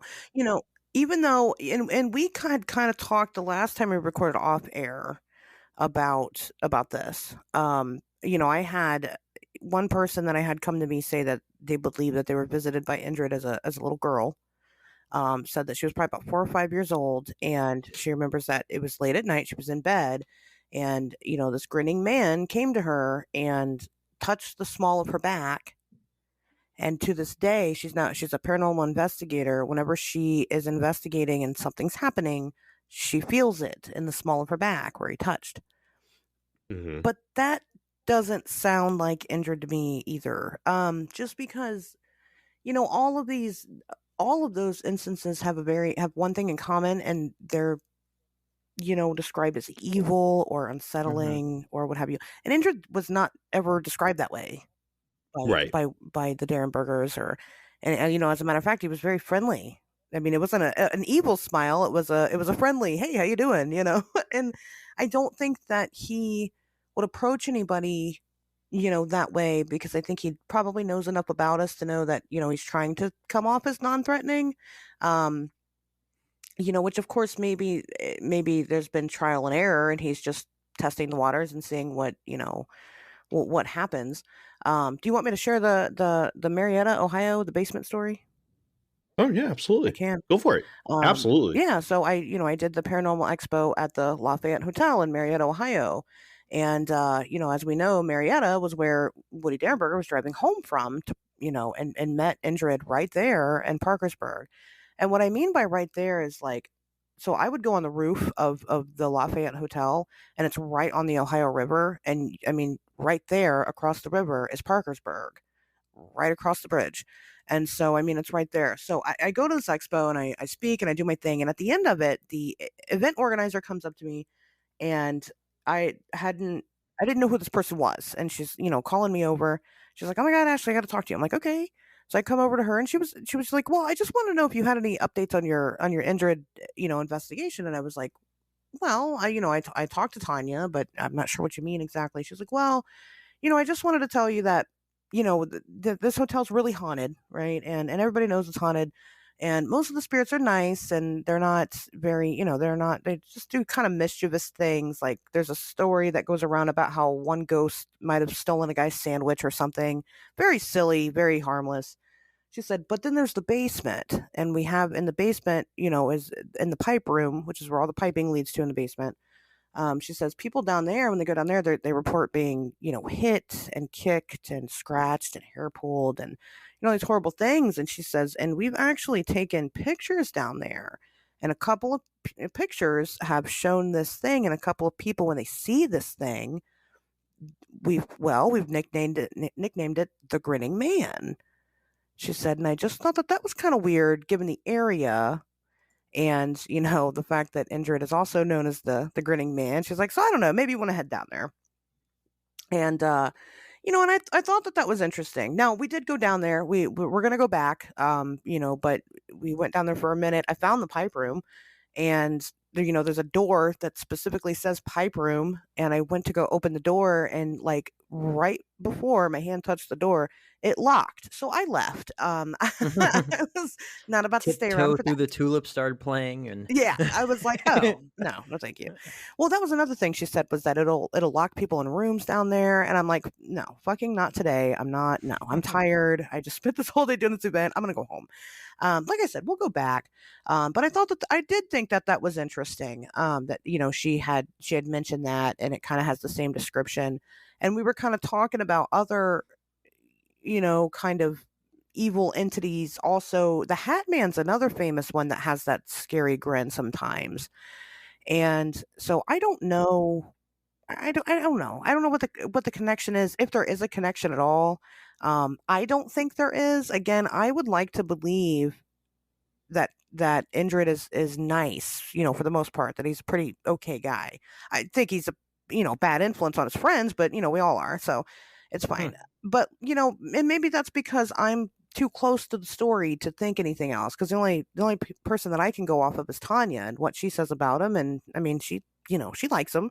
So I just don't see him being also this malevolent entity that just pops up and terrorizes people in a hotel basement or, wherever. It doesn't really track for me. It doesn't make sense. So I think that that's a whole separate thing. But that's just my take. I don't know. I agree with you. I think it would have to be a completely separate thing because, I mean, this entire time I only know anything about Indrid Cold from this, this podcast series we've been doing. But it doesn't sound like if he was going to show up in people's bedrooms while they were asleep and wait for them to wake up, namely young children, Yeah. then he would have to be on the same level of creep factor to have, instead of, seeing if Woody would have pulled over and stopped to have a chat with him, maybe just show up in the bathroom while he's naked in the shower, Right, why Just not? open up the door real quick and then grab him, Yeah. I mean, he did kidnap him, so that. Yeah, but he didn't didn't grab him when his pants were down or something. That's true. Just, That's true. there's a big line in between those two things, Yeah. On Lanulos, being naked is normal. Well, that's true. Gotta take these clothes off you. I've never wear clothes. That's right. Did he ever strip down in front of Woody and just be like, I don't know what you're freaking out about. This is normal. Probably, yeah.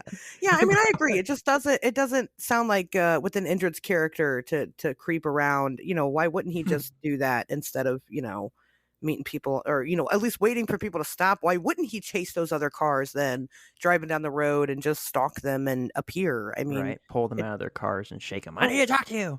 Yeah. Mind speaking into them so they go insane. Yeah. Right. I mean, why not? If he wanted to hurt people or cause harm, he obviously could. I mean, he's perfected space travel. I'm sure he could do some damage if he wanted to, but I don't think he wanted to. Now, is it the same species? Maybe at different Lanulosians that are doing this? I guess so. Why not? I mean, we have people, again, people lie and people play tricks on other people, and maybe for them this is just kind of fun and that's what they do, but I don't know. And weird that we kind of tie a smile into something nefarious, but we do, I guess. What about the other beings, the ones that Indrid escorted off the planet and out of the solar The system? humanoids? Yeah. What about them? They're humanoids. Well, I mean, what's the whole deal about them? Would they be interested in this sort of stuff, freaking people out? I think so. Possibly. Yeah. Or stealing your shoes. Stealing your shoes. That's right. Yeah. I think they could be. I mean, if we're saying that Indrid is real, then we're also saying that there are possibilities that other things are also real. Now, do they know each other? Well, probably not. No. We're almost done here, guys. Let's push. What do you think? Yeah. Let's do it. Let's do it. Indrid Cold was far from the only strange human-like figure in the eastern portion of the Ohio Valley in the years from 1966 to 1967. Another answer for Linda Lilly's story is it could have easily been one of the other strange characters that were seen by thousands of other people. Two groups of outsiders made their way into small towns of central and northern West Virginia and southeastern Ohio. One of these groups were clearly normal humans, but they were suspicious due to their very conservative hairstyles, clothing, and mannerisms. Many believe these were Air Force or other three-letter agency personnel sent to monitor the UFO, monster, and strange humanoid events that were plaguing this area of the country. The second group were the real strange ones. And now that the description of Indrid Cold has been made public in many different forms, from documentaries to books to website articles, it is clear that these were other beings from the same place that Mr. Cold was from. They sported darker skin, and most described by those who witnessed them as bronzed, like that of the natives from the South Asian islands. The features were sharp. The lines for their nose, chins, cheeks, and eyes were too straight. They came in all sizes, from the very short to the very tall. They wore clothes and were very strange for the late 70s. Most wore clothes that were recently out of style or out of style for 10 to 20 years, and some seemed to wear slightly futuristic clothing with very metallic features. They wore very thick-soled rubber shoes with jagged treading, similar to those that the astronauts wore on the moon. Because, of course, Jeff knows we went to the moon. Those who had personal encounters with them described some having to take pill-like capsules with water in order to calm their excessive reddening, bloating, and sweating. And one family even claimed to have spotted a green wire coming from one of their shoes and up their slacks as they sat down. These were the people that were going door to door selling things, asking about children, requesting entrance into people's homes, coming out as telephone line workers after people were having issues with their beeping in their phones, even though they never called the telephone company. It is widely believed that these were the people of Lanulos, or from wherever they were really from. But one thing was obvious to those that lived in the eastern part of the Ohio Valley in 1966 and 1967. They were not from there. Anything? Alphabet soup. Alphabet soup, huh? Yep. They were just probably people selling phone books.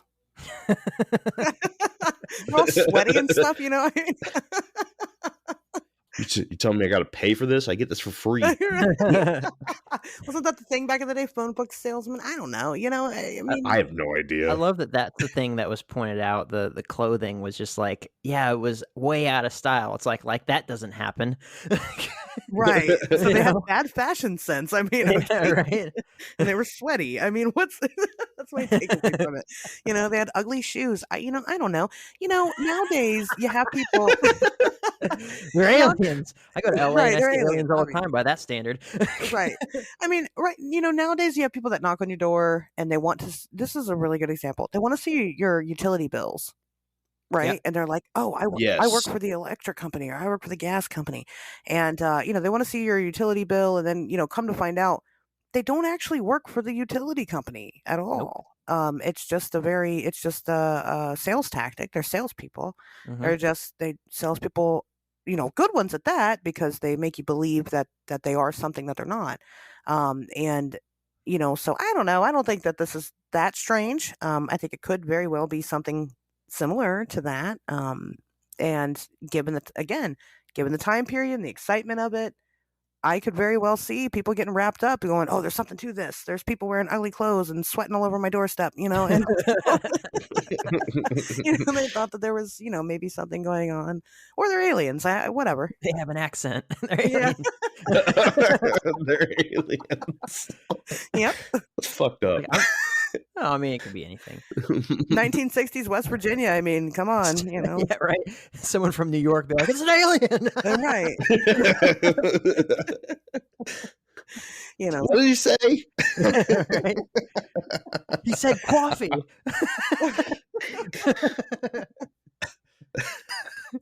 So I mean, that's my 2 cents for what it's worth.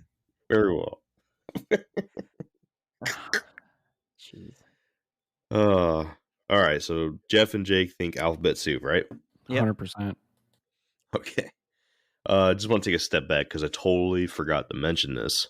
For anybody that's wondering about the whole grinning man thing, if you do a simple Google search for Indrid Cold, you are going to find website after website after website that list Indrid Cold as the grinning man. That's why I brought it up. He looks like the Joker. All the drawings and stuff. It looks like He sort of does, doesn't he? Like the Joker was then taken, or like the idea of the Joker was based off of that, like the sketches of the grinning man, and that's the first thing that comes to mind. That is very interesting because you're right. Let's take Taunia's book, for example.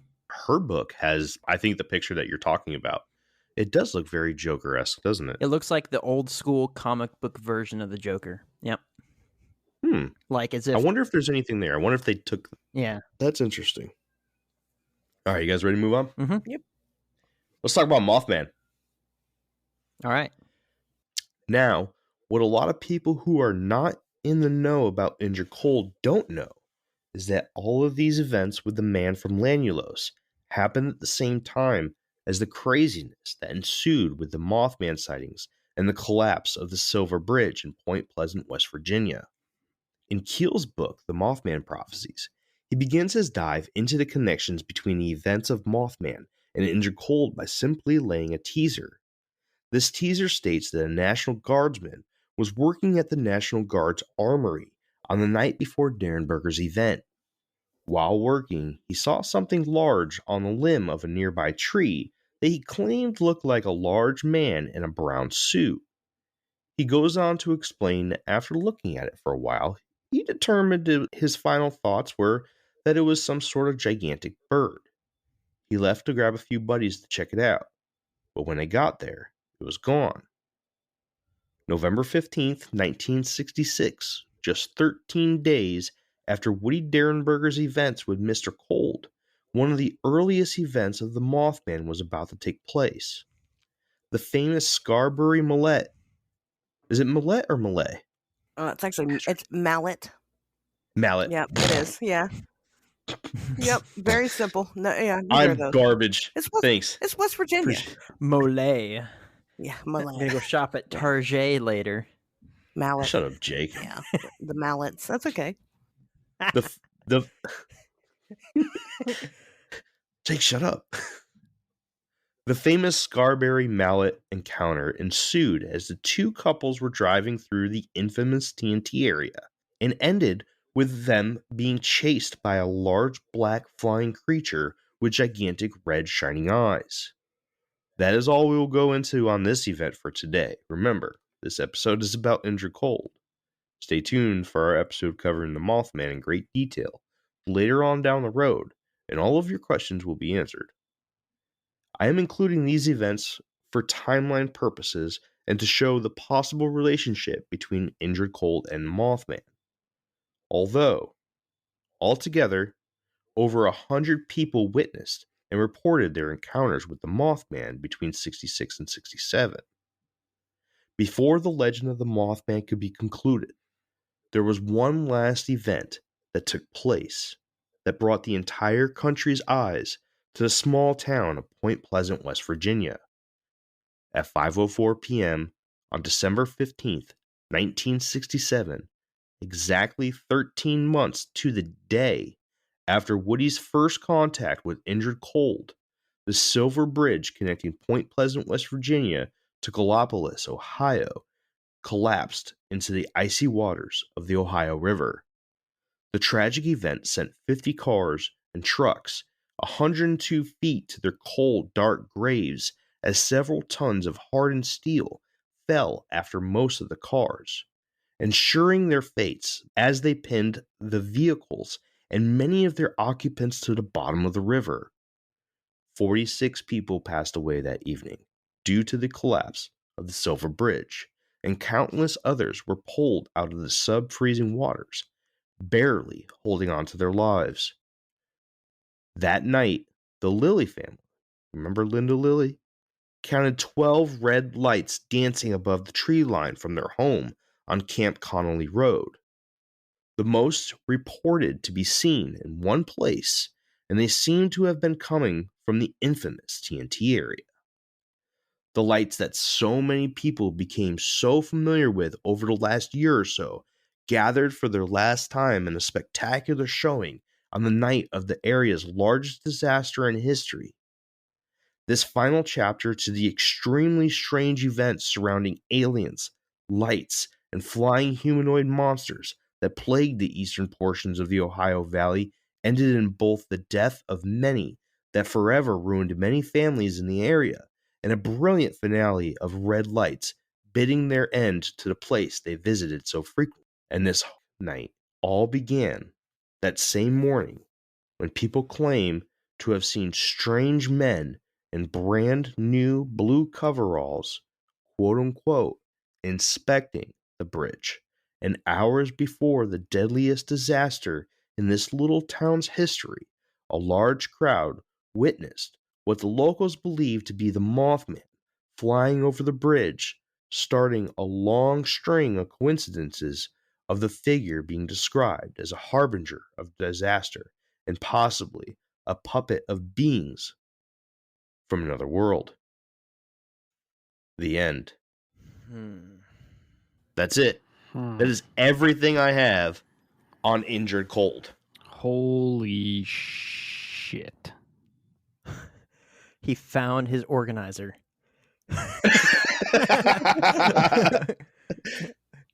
Asherz. Yeah. Did I fuck up? I mean, it was terrible. No, I'm just kidding. Thank you. 38 pages of crap. You did. And none of that was true. No, I'm just kidding. No, you did a really good job. I think that you covered pretty much anything and everything that you could possibly uncover, short of just speaking with people that claim to have, that know Indrid or whatever. I think that well, hold on. Let's back up a second. Are we gonna do we want to talk about if there's a Mothman connection or theories behind it, or okay? Absolutely, yeah. Sure. I mean, we are in the part of the topic now where we are chatting. You got Awesome. extra stuff to add? Go for it. I'm sitting back. Okay. I've had theories thrown at me because it is weird that all that kind of seemed, well, initially it seems weird that all that seemed to happen at the same time. Some people have posed the theory that maybe the Mothman was in the area because Indrid was in the area, because the Mothman was some type of bounty hunter for Indrid, and that's why Indrid was here to begin with. It's because he was hiding. And that's why they said that that's why the Mothman was reported looking into people's windows and chasing cars and things like that, because he was looking for Indrid. I don't think that there's anything to that. Without giving away too much about what's to be expected, in the future, both from your end and mine. I'm a pretty big voice about how the Mothman is not a harbinger of doom at all. Which isn't a very popular theory. Listen, I love Keel, I do, but Keel was very much a storyteller.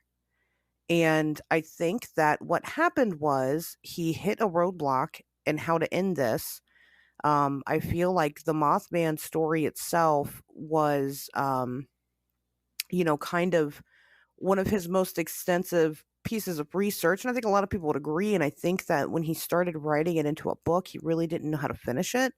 So I think that he made up the the tie to the bridge collapse, because the fact of the matter is that wasn't the last time the Mothman was seen, and it wasn't the last time he was seen in that area, and he was never seen at the Silver Bridge.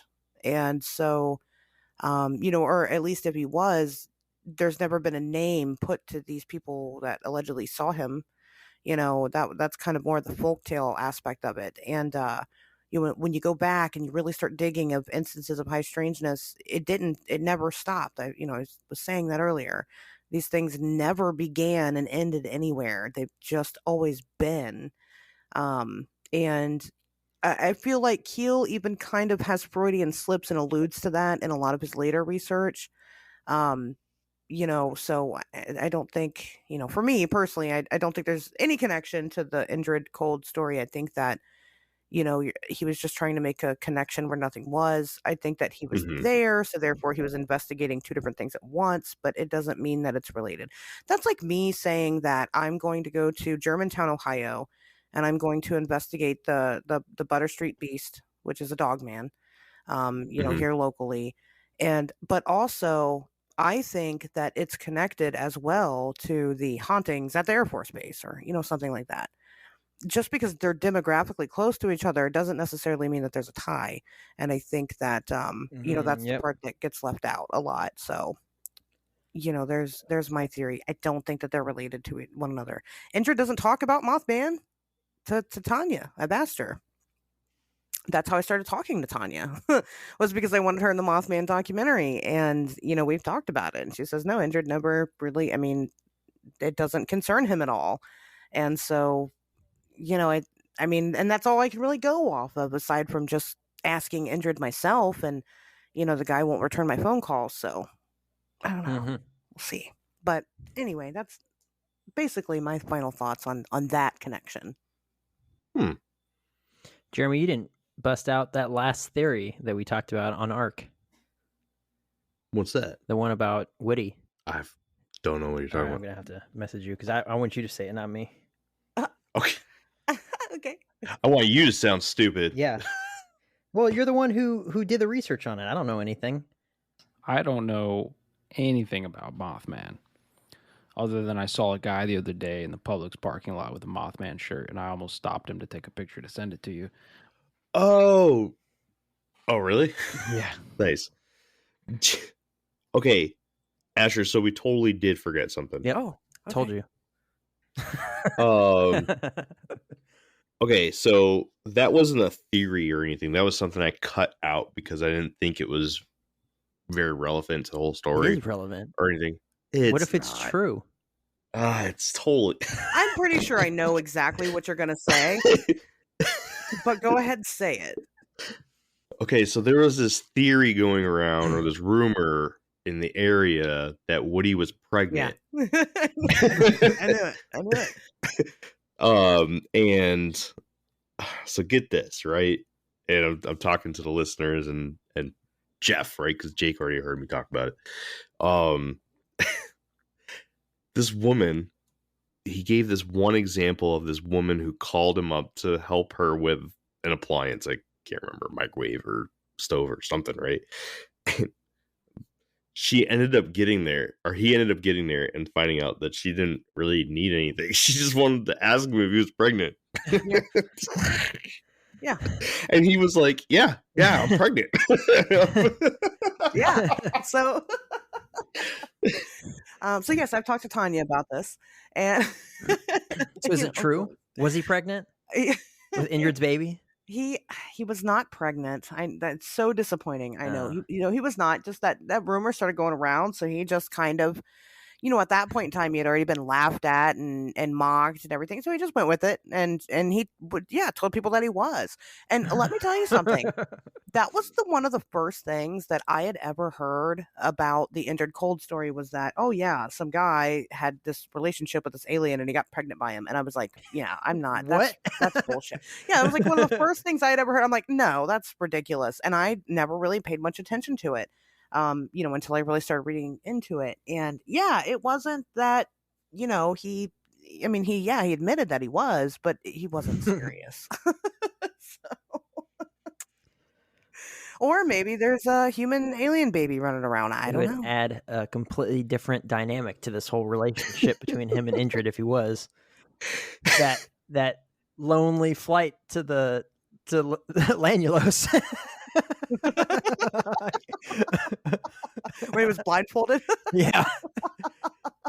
No, I've asked all kinds of crazy shit to Taunia. I've asked her, like, I'm like, would you like a massage while you wait?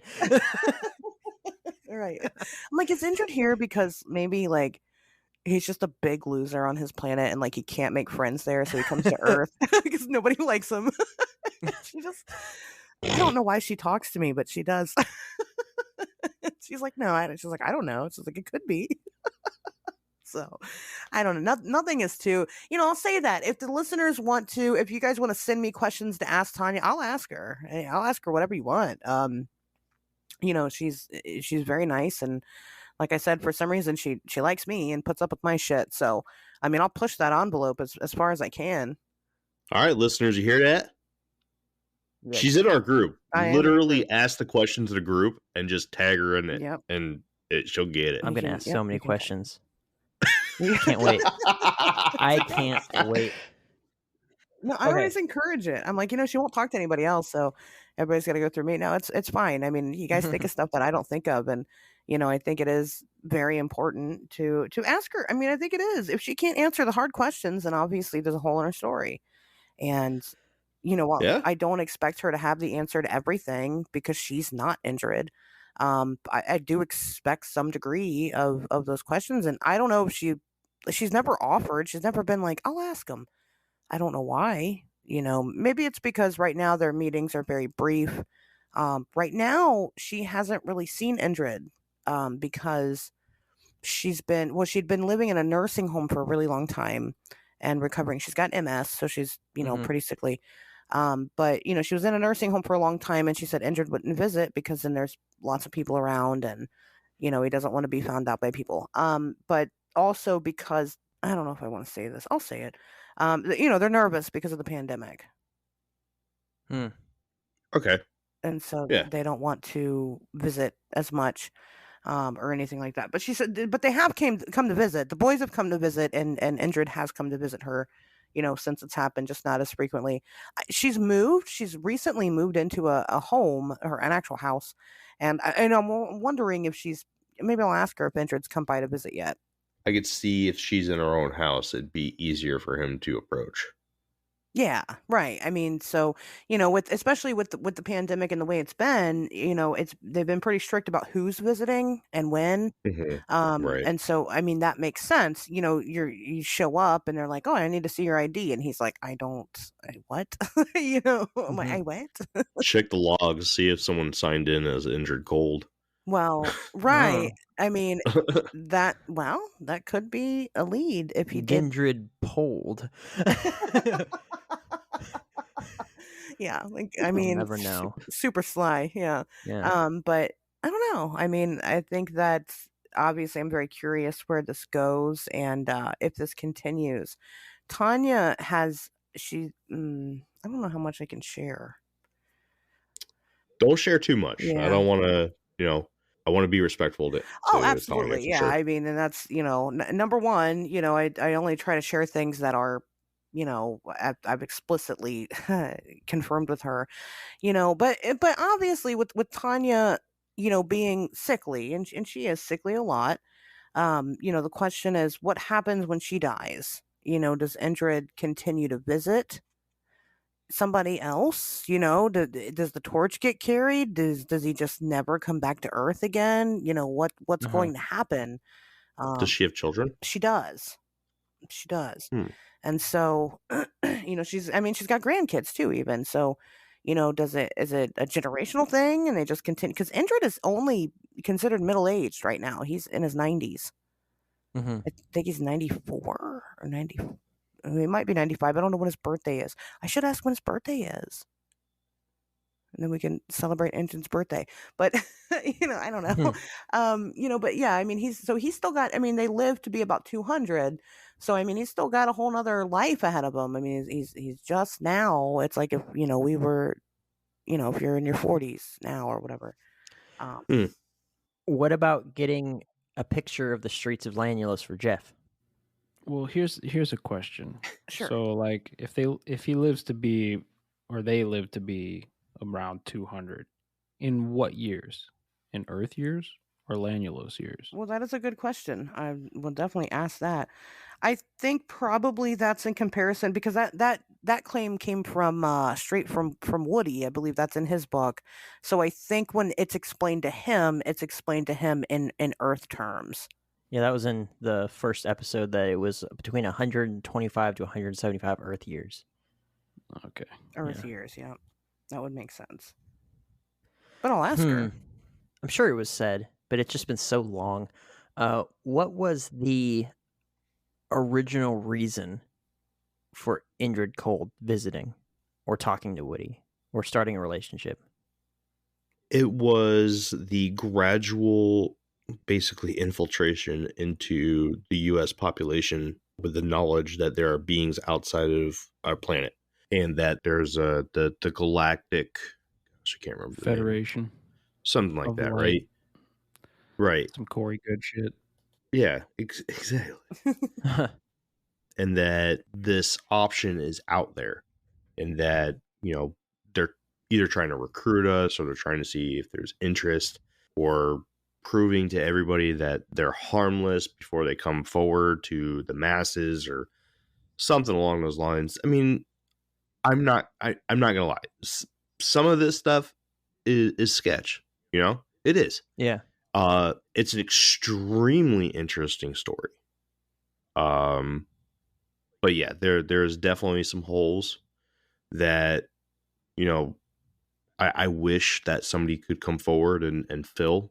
Asherz asked, who's the next one to grab the torch? Hopefully, whoever it is comes forward and has some more answers. I mean, okay, so he and his family are now visiting a elderly woman, and it's been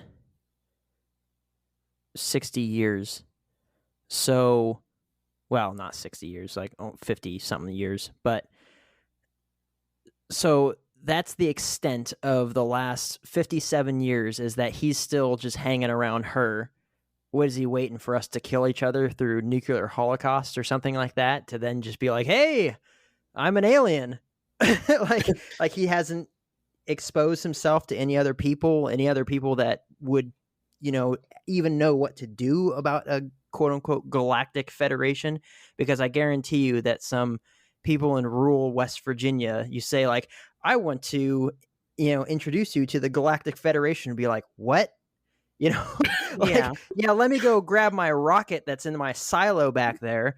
Like, they just, what's the goal here? Because for me, in terms of, I agree, this is a very interesting story, but to me, it also seems like it's either one of the most elaborate, like, introductions to the idea of aliens ever by the Alphabet Soup Boys, or it's, maybe there's some truth to it, but it mostly has like I keep saying it, a Mel's Hole type of feeling to it. Like there's just more, and then there's more, and then there's more, because there's things that just aren't lining up to me and making any sense.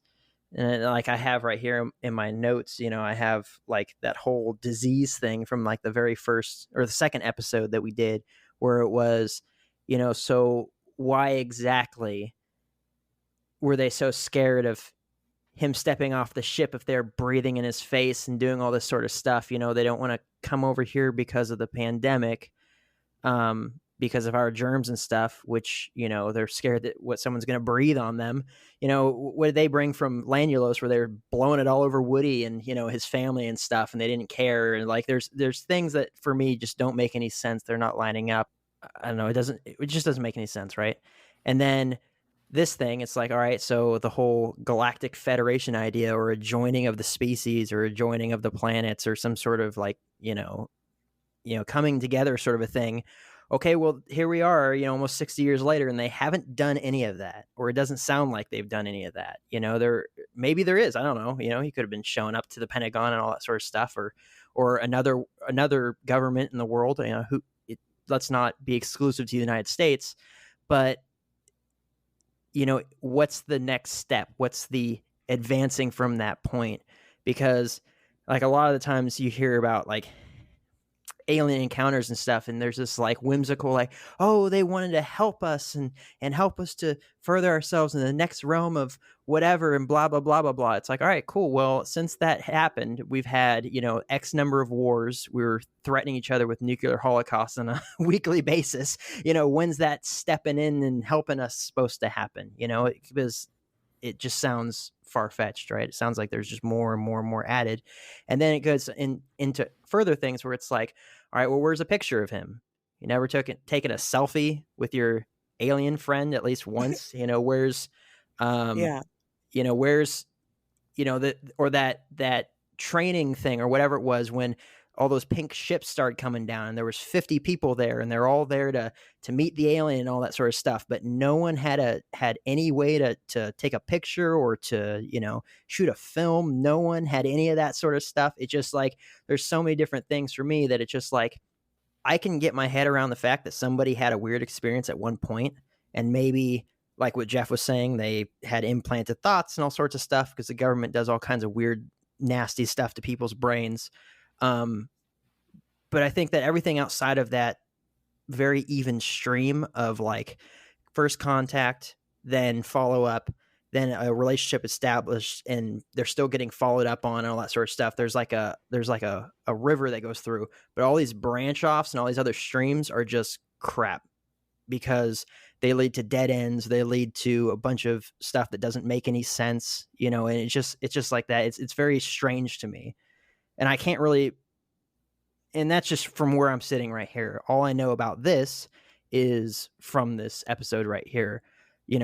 I can't take Asher's experience talking to Taunia, who had her experience as a child, and however long that, relationship went with Indrid into her adulthood and all that sort of stuff. Like how many times they made contact, and how many times they they saw each other's families and all that sort of stuff. I mean, that's all, in her realm. But just from where I'm sitting right here, it doesn't make a heck of a lot of sense. And so it's just like, it's way easier for me to keep sitting in my chair of, well, none of this stuff exists and it's just a fantastical story, than to step off the ledge into the idea of there's something else out there, because, well, there's so many holes that I'm looking at. I don't know. Is that your final thoughts? That's it. Oh. Yeah, man. Well, here's why a lot of those things don't happen, like you're saying, is because it's a distraction. And no disrespect to your friend Asherz, I believe that these people all truly believe what it is they're experiencing. But I don't personally believe what they're experiencing is what they think. I think, like I've been saying pretty much this whole time, it's either some sort of, mind control or whatever the case is. I don't know, but it just seems like there's too many things that line up with, hey, this is probably a secret government op that's being perpetrated on unknowing victims. Again, there's a long list of those, by the way, of people, so it's not too crazy to think of. But that's pretty much where I'm at. Huge list. Yeah. Asherz, you want to go first, or you want me to go? What would you prefer? You're my guest. Okay, I'll go. All right, so both of you are idiots. Well, you'll never meet him because he doesn't like losers like you. So, okay, so all right, and my theories are subject to change with new information. There's my disclaimer. But where I'm at with it right now is the only way that this could make sense to me is, so within our world, right, we have secret operations that happen all the time that we don't even know are happening around us. So I think it's safe to say that probably Lanulos is very similar, and they probably also have secret operations. I think that initially we were probably a part of one of those secret operations. I think that Indrid was sent here to partake in that secret operation, and he's not at any type of liberty to explain that to us because we are, far less inferior to them. So why would he explain those things? I think that him coming in and befriending a human was always part of the plan. I think, and for a couple of reasons, because then, at that point in time, it doesn't look strange when, you just have a random small town person walking around town with their friends, inviting their alien friend to the barbecue and things like that. Nobody really knows. I think that for whatever reason, they were betting on the fact that this story wouldn't really gain traction. The Lanulosians, that is. I think that they weren't intending for that to get out, because at that point in time, really up until this well, here it goes, flap, a lot of people didn't talk about they didn't talk about their experiences like that with aliens. We had very select few cases that did, and they did, gain traction and publicity, but people for the most part were pretty hush hush about it. And I think that they were hoping that would happen when they came and befriended one of these people. But that didn't happen. The story got a little bit bigger, and maybe it didn't go as planned, so maybe the operation was abandoned. However, I think that Indrid kind of went rogue and took it upon himself to continue, either because he was curious or because maybe he actually felt some type of camaraderie with Woody. I think that it would be safe to say that they probably do have feelings like we do. And so maybe he wanted to continue the relationship. So he did, which is why there's been no progression, and there's no intention on making progression, because it was decided that whenever Woody was harassed to the extent that he was, maybe that's what scared them away. And they went, well, this didn't go as planned. Let's just pull away from this. And as a whole, they decided to pull out the operation. But again, Indrid continued for whatever reason he had. That I mean, as weird as it sounds, that all kind of makes sense to me. I think that this is a case that is definitely gaining more traction as the years go on. And I think that it's a very overlooked piece of evidence for life on other planets, intelligent life on other planets that could be visiting us. I think that more people should talk about it because even though maybe not every single little detail of the story adds up, and I'll be honest, it doesn't, there are select pieces that do tend to add up and, really blow it out of the water for me. I think that Indrid Cold is real. And I think that, he probably does still visit Taunia. And, I think that he probably never will go beyond that. I think that once Taunia dies, that's it. That's the end of the story. And not because Indrid never existed, but because he's doing it for personal reasons now, he's got no reason to come back. And that's just kind of I mean, it's unfortunate, I think, but there's nothing that we can do. Again, we're very inferior to these things, so it really doesn't make a difference how we feel about it or if we want advancement. They also have to want it as well. They have to want to make that contact with us, and I just don't see that happening because I think that humans are still very infantile compared to probably the possibilities that are out there. So, I just ask everybody to keep a very open mind, remember the facts of it, and some of the really key pieces of evidence. I think another reason why some of it doesn't make sense is because, again, we just aren't simply meant to know. We're not entitled to any of the Lanulosians' information. They don't have to tell us anything. And I think that maybe they didn't do that. And so, therefore, we tried to draw conclusions where there weren't any and things like that. And, of course, you had people that came forward, and I think they did probably lie about experiences with them and things. That's bound to happen. But as far as Woodrow Derenberger and Indrid Cold go, again, I think it's a very real relationship. I think it happened, and it sounds crazy, but I don't know. There's so much I can't explain away about it. So that's where I'm at with it right now. I like it. You're humble. I suppose. All right, my turn. I don't know if this has really caught on with other people. I know that there is a lot of tie-ins to Indrid Cold and the Men in Black because of Keel. I really, really think that this is a Men in Black story. I think that Indrid, Demo, and the entire crew could possibly be the Men in Black. I do believe in the Men in Black. There are a lot of episodes that I wish we did before this, such as a Men in Black episode, so we can really dive into that whole topic and you guys can understand more about where I'm coming from. But I think that this is a Men in Black. And I think that what they were chasing could possibly have been Mothman. Hang with me for a second. This was in the far eastern portion of the Ohio Valley in the 60s. This was UFO Central. This was the middle of the strange. I'm talking all kinds of stuff. You had a plethora of different creatures popping up, not just Mothman. We'll get into some of those later on here in the Infinite Rabbit Hole. Just take my word for it. Plenty of them. A lot of really strange things. This was a hot spot for the strange. Obviously, when you have some of this really strange stuff happening, this is going to send up red flags everywhere in the government. Do I believe that this was the Air Force? No. I think this was above the Air Force. I think this was getting so bad here in the Ohio Valley that the government had to dig really, really deep into some of these shadow organizations. One such as the Men in Black. Now, that could just be the name that we have for them. Thank you, John Keel. But I'm still talking about the Men in Black. Doesn't matter what you call them.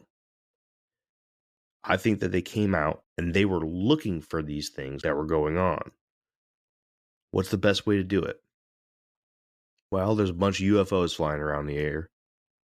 and there's creatures popping up everywhere. Mothman, a couple others. We're going to cover them later on. But I think these Men in Black characters really had to come up with something to be believed or to kind of get into the pulse of the community. And how do they do that? Well, they drop out of the sky in something that looks like what everyone is seeing up in the sky. I had mentioned before that this was a hot topic for the area. People were excited about these UFOs. And when Woody Derenberger came forward, he came forward with, hey, you guys all saw it. I got contacted by one. This opened the floodgates to the community. This allowed Indrid Cold, who I believe was a man in black, to put his fingers on the pulse of what was really going on. What else are you seeing? Where are you seeing it? Through that, there may have been some personal friendships made, whether it be with the Derenbergers or a couple other people around.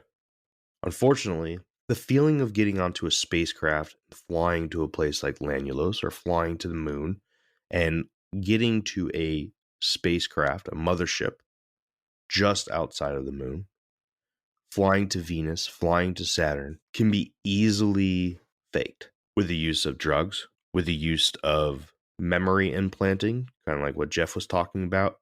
I think this stuff can easily be faked. Not by Woody, but implanted by Indrid. So I want you to take a minute and really think about my point of view here. The only thing that I can come up with that doesn't really fit is why did he build a relationship with Woody Derenberger? If this is a deep, dark, secretive government organization, such as what we know as the Men in Black, a personal relationship with one of your subjects would be one of the worst things you can do. Just my opinion, but I think that is what happened in the story of Indrid Cold. Dun, dun, dun, dun.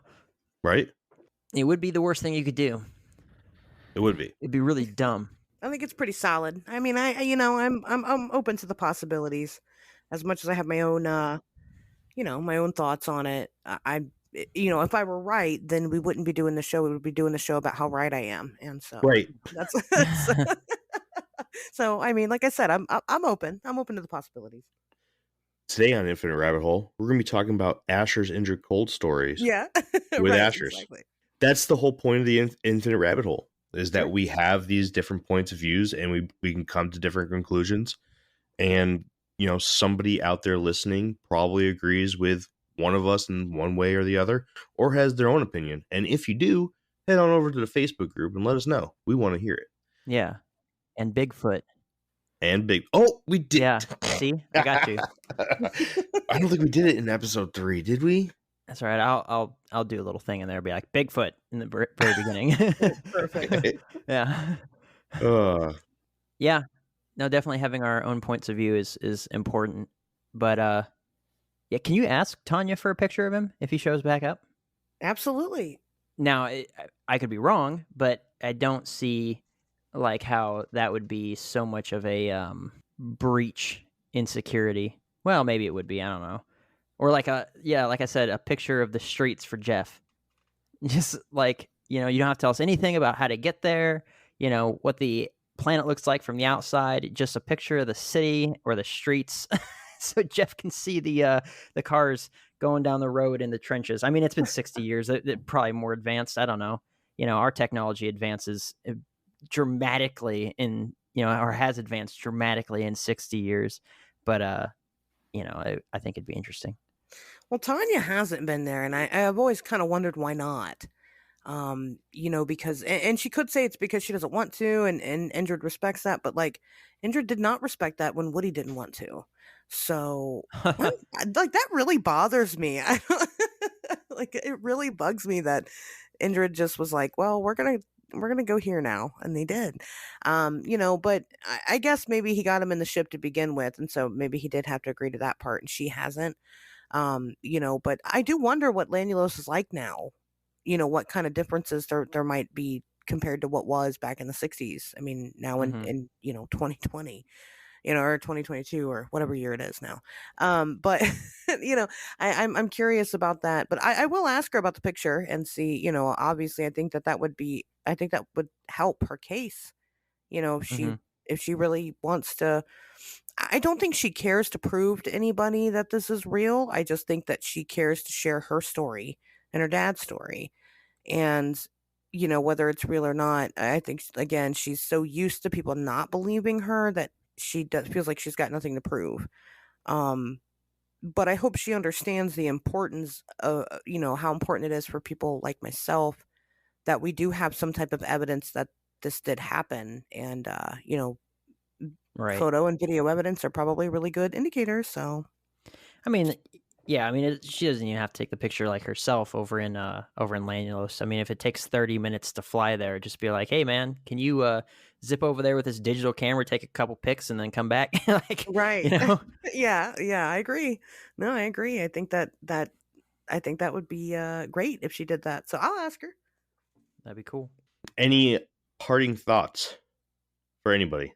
Asherz, thank you so much for joining us. Even though we didn't see eye to eye and we all have our own opinions and stuff, it was very nice having as close as we can get to an expert on the topic that we're covering versus, I'm not going to say we do a bad job of, certainly with Jeremy doing so many notes and stuff, that we do a bad job breaking stuff down and everything, but it really helps to have someone that's really, hardcore about the subject. And you filled that spot for us in this episode and this series of episodes. It's been a lot of fun. I appreciate you coming back over and over again and taking that time with us.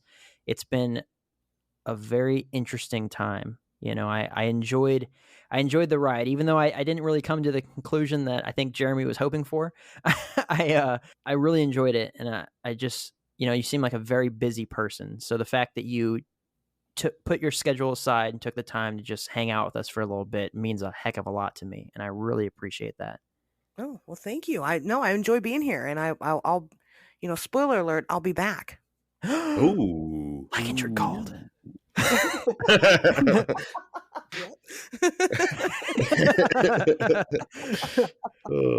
You'll be back to flap with us.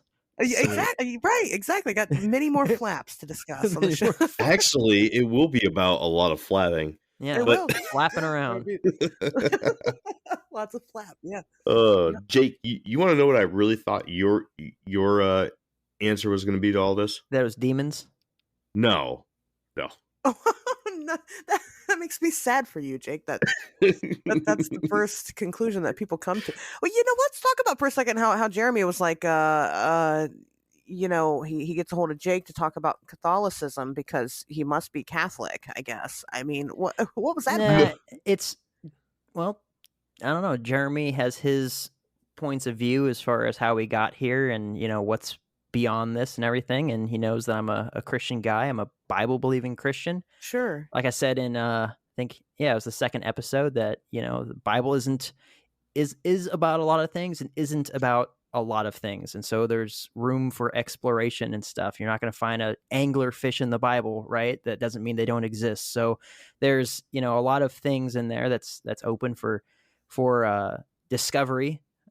And, but when it comes to religious things, at least he knows that Catholicism and Christianity, we have pretty much, I would say the basics kind of are the same, as far as, believing in the Trinity and all that sort of stuff. There's differences when it comes to, the different denominations of Christianity versus Roman Catholicism. But he just wanted my feedback because, we try really hard when it comes to, if we're going to bring up the subject of religion, of whatever that may be, it's important to get it right because the information, you can speculate about whatever you want as long as the baseline information is correct. Like if someone wants to speculate that Jesus is an alien, okay, well, that's up to you, whatever. You know, you can say whatever you want, but at least be respectful enough to get the basics of Christianity and what we believe down, right? Don't make a general assumption and then base some ridiculous notion off of that. So he wanted to know, hey, do the Catholics think that, the last pope was going to be named Peter? I don't have that information. I heard about some quote unquote prophecy from 200 years ago that listed out some popes and stuff, and that currently the one that we have now is supposed to be the last one, or it was the last one on the list. Where to find that information, I don't know. Do a Google search. I'm sure it's somewhere, but it's just not in my wheelhouse. But one of the episodes for Krampus, he took a character that was in the Bible in the Old Testament and was talking about her seducing. She was in charge of responsible for John the Baptist being beheaded. She asked for his head while he was in prison, and he was executed because of this woman. But she seduced the people that she was dancing for, and some people liken that to some kind of witchcraft, or she put a spell on them, and then that was going to branch off into Krampus in so many different ways. But he had to get the roots, who is this person, what's the biblical significance. It was I think it was Herod's daughter, and so King Herod's daughter, so it was who was this sort of person. And so getting that baseline correct, because then you can take that and then go wherever you want to with it. That's your own prerogative, right? But say if we were going to talk about Hinduism, it would be really important if we were going to talk about Shiva. I think it's Shiva that's in front of CERN, right? The statue, right, Jeff? Yeah. What? I was muted. But I was muted. Is that the one it is? It's Shiva? Yep. All right. So Yep. I think, if I were to make assumptions of why that Shiva statue is in front of CERN or on the grounds of CERN where they have the Hadron Collider, people base their entire lives off of their religious beliefs. So it would be a disservice to our listeners of who knows how many are Hindu for me to just throw some crap out of my face that I know nothing about, instead of doing a deep dive or some research or whatever, and being like, this is who Shiva is, this is what she represents, this is what her name means, blah, blah, all that sort of stuff. It's important to get that sort of stuff correct. So when he was hitting me up on that, it was just basically like, hey, do you know anything about this? And me and my wife were over at some museum, and I was like, nope, not a clue. And he's like, all right, cool. So, and that's why I think that his research went into that. And then it was like, I found this book, I don't know, and it's like, all right, well, that's pretty much the basics of it. So yeah, it's just something like that. So, as far as when it comes to Christianity and stuff, what we believe, what we don't believe, how we rationalize stuff, if it's a question about that for his research purposes, he'll hit me up and he'll be like, hey, what do you know about this? Or can you walk me through this? Or, let's get a meeting down real quick so I can take some notes. And so I really value that about him. We don't share beliefs as far as the afterlife and all that sort of stuff and how we got here. But I value that about him, that he is so open to hearing what I have to say and making sure that he has it right, Well, I think that one thing that you all do that is correct, and that's kind of, I've been explaining the show to people, and when I'm explaining it, I explain you both in your very individual, unique ways, and that the thing that works about what you guys seem to do here is that you don't completely write off anybody else's idea, and you're open to listening at least to the opposing side, even if it doesn't align. And I think that that's beautiful. So good for you guys for not writing off anybody and being open to the possibilities. That's all Yeah, we can good for us. ask. Yeah, for sure. So, to clear up the whole thing with the Catholic Pope, right? So I had some stuff. I did. I wasn't able to verify it, so I cut it. And the only thing that I could verify was that this prediction of the last Pope was in a fictional book. So that's what I went with.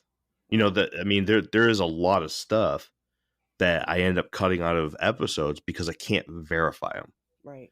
And I really try not to. I either try to get information from firsthand accounts or secondhand accounts, or something I can verify by other sources. when I mean first and second hand accounts, Woody Derenberger being a first hand account, and John Keel being a second hand account. Third hand, when it's like I'm the third hand, right? I'm the person who's reading Keel, who's talking about Woody. Right. So I don't want to go to another third hand account to get information about the first and second hand accounts, because all I'm doing is looking at it from another person's point of view from the same place that I'm looking at. Sure. Now I'm going to get that by talking to you guys, right? So that's why I don't include that. I try to pick topics where, you know, like the Rendlesham Forest UFO incident. Boom, I was able to get books from the people. Right. You know, a bunch of, I'm not going to go over every subject. Dumb. But probably going to end up shortening this whole thing down. But yeah, so that's, you know, that's why I go to him. I don't know anything about, I know that there's a difference between Christianity and Catholic. Yeah, Catholicism. Catholics. Yeah. There it is. Between I don't know. Christianity and catheters, yeah. Catheters, yeah. I don't know what the differences are, Sure. you know, but I know that, you know, they share a lot of similarities. And I was like, hey, Jake, I know you guys don't really, you know, do the, you know, I know that Christians don't really believe in popes or like figures like that. Mm-hmm. So I knew it was kind of a long shot, but I was like, hey, you know, what if he does? So go to him, who I consider a secondhand source, and that's why I go to Jake for this stuff, is because the Bible's the first hand source, Mm-hmm. and Jake is a reader of the Bible and a follower of the Bible, so he is my secondhand source. Right. Well, you know, what I can tell you is that the only things that I had to correct you on, you know, and I want to make this clear, are things that the only reason why I know about them is because I have dedicated years of my life to researching it. Right. You know, not that it was so simple that you could just do a quick Google search and find that information out. So I commend you for that. Like I said, I am thoroughly impressed with all of the research that you put into this, and I think that the way that you guys split up the research is absolutely genius. Because that I think that helps a lot. So. Oh yeah, absolutely. Are you sure you're doing a two-parter? This is going to be a heck of a long one. No, we really don't have the. I think there's a lot that needs cut, but I don't know. That's just me. Yeah, all the spots where Jeff, where Jeremy was talking, and Jeff, and me. Just leave Asherz. That's what everyone's here for, anyway. Anyways, just anybody saying flap. That's the whole episode. Flap. Yeah, flap, flap, flap. All right, Asherz, one last time. Go ahead and let everyone know where they can find you and talk about your new show. Yeah, absolutely. So I came up with a new show recently. It's called Monster Radio. You can find Monster Radio over on YouTube. You can find it pretty much anywhere you get on, listen to podcasts. I know the YouTube channel we're anticipating doing live streams and things like that. So you definitely want to subscribe over there to Monster Radio if you're not. I also host a weekly show called On Wednesdays We Talk Weird, which can also be found absolutely anywhere you listen to podcasts. It's the only thing that comes up when you Google it, so it's super simple. You can follow me directly, either over on Facebook, which I am a part of the Infinite Rabbit Hole Facebook group, so I'm over there, or you can friend me directly, Ashley Hilt, the one with the red hair. And you can also follow me on either Twitter or Instagram at It's Asherz with a Z. I'm just going to reiterate whatever Jake just said to you before about thanking you. I can't. Like, Ditto. seriously. Yeah. I was literally going to say ditto, but she was talking and I was like, it's fine. Anyways, ditto. No, seriously. Showing that appreciation, you know. I really am sorry that it took so long to get you on, but this topic was really important for me to get right. I wanted to make sure that I had all the information. I saw it growing and growing and growing. And then, I knew you wanted to come on and I was like, okay, we got to make this right. This is a big episode for us as a show. Got to do right by Asherz. And you've said it, but I believe that you probably say that for everybody because you're just a nice person. But I can't stress enough how happy I am to have you along on this ride with us. It was awesome. You put more into this episode than any guest that we've had. This was an absolute blast. Thank you for all of the information that you shared with us. I really do look forward to having you back on and working with you. You know, if you ever need help with something, I know we're just little guys, but we like what we do. So just, reach out and just say, hey, dipshits, JJ and Jay, get over here. And one of us will be there. And you've made a friend of the podcast for sure. 100%. And I really do look forward to a lot of the other stuff that you have coming out, including your documentary that you've been working on. I'm very excited to see that. I wish you the best of luck with everything that you have coming up in the near future and in the not so near future. Just in the future. I hope everything goes well. I don't talk well. I'm hungry and tired and cold and just roughing it. No, it's okay. I absolutely, I'm looking forward to coming back. Definitely appreciate it. I'm just a message away. So, don't, yes, I am very busy. I am, but I try to, promptly respond to things and an appropriate time frame and things like that. So I'm not unapproachable. I hope that's been made clear. But yeah, definitely. Well, I sent you a message, so we'll see. We'll see how approachable you are. Probably did just you say says hey? hi. Yeah, hi 50 million times. No, I did not say hi. All right. And then flaps. No. That I did say. I did say that. I'm never even gonna read it. No. Super approachable. See, this is what happens when you meet celebrities. They just I know. cut you out. Yeah. Well, we're still recording, so I have to lie. But yeah, don't message me. I won't see it. I'll see it. But no, yeah, I know. I'm definitely excited. I think that you guys are doing great things, and hey, we all of us were little guys at some point, so you'll do just fine.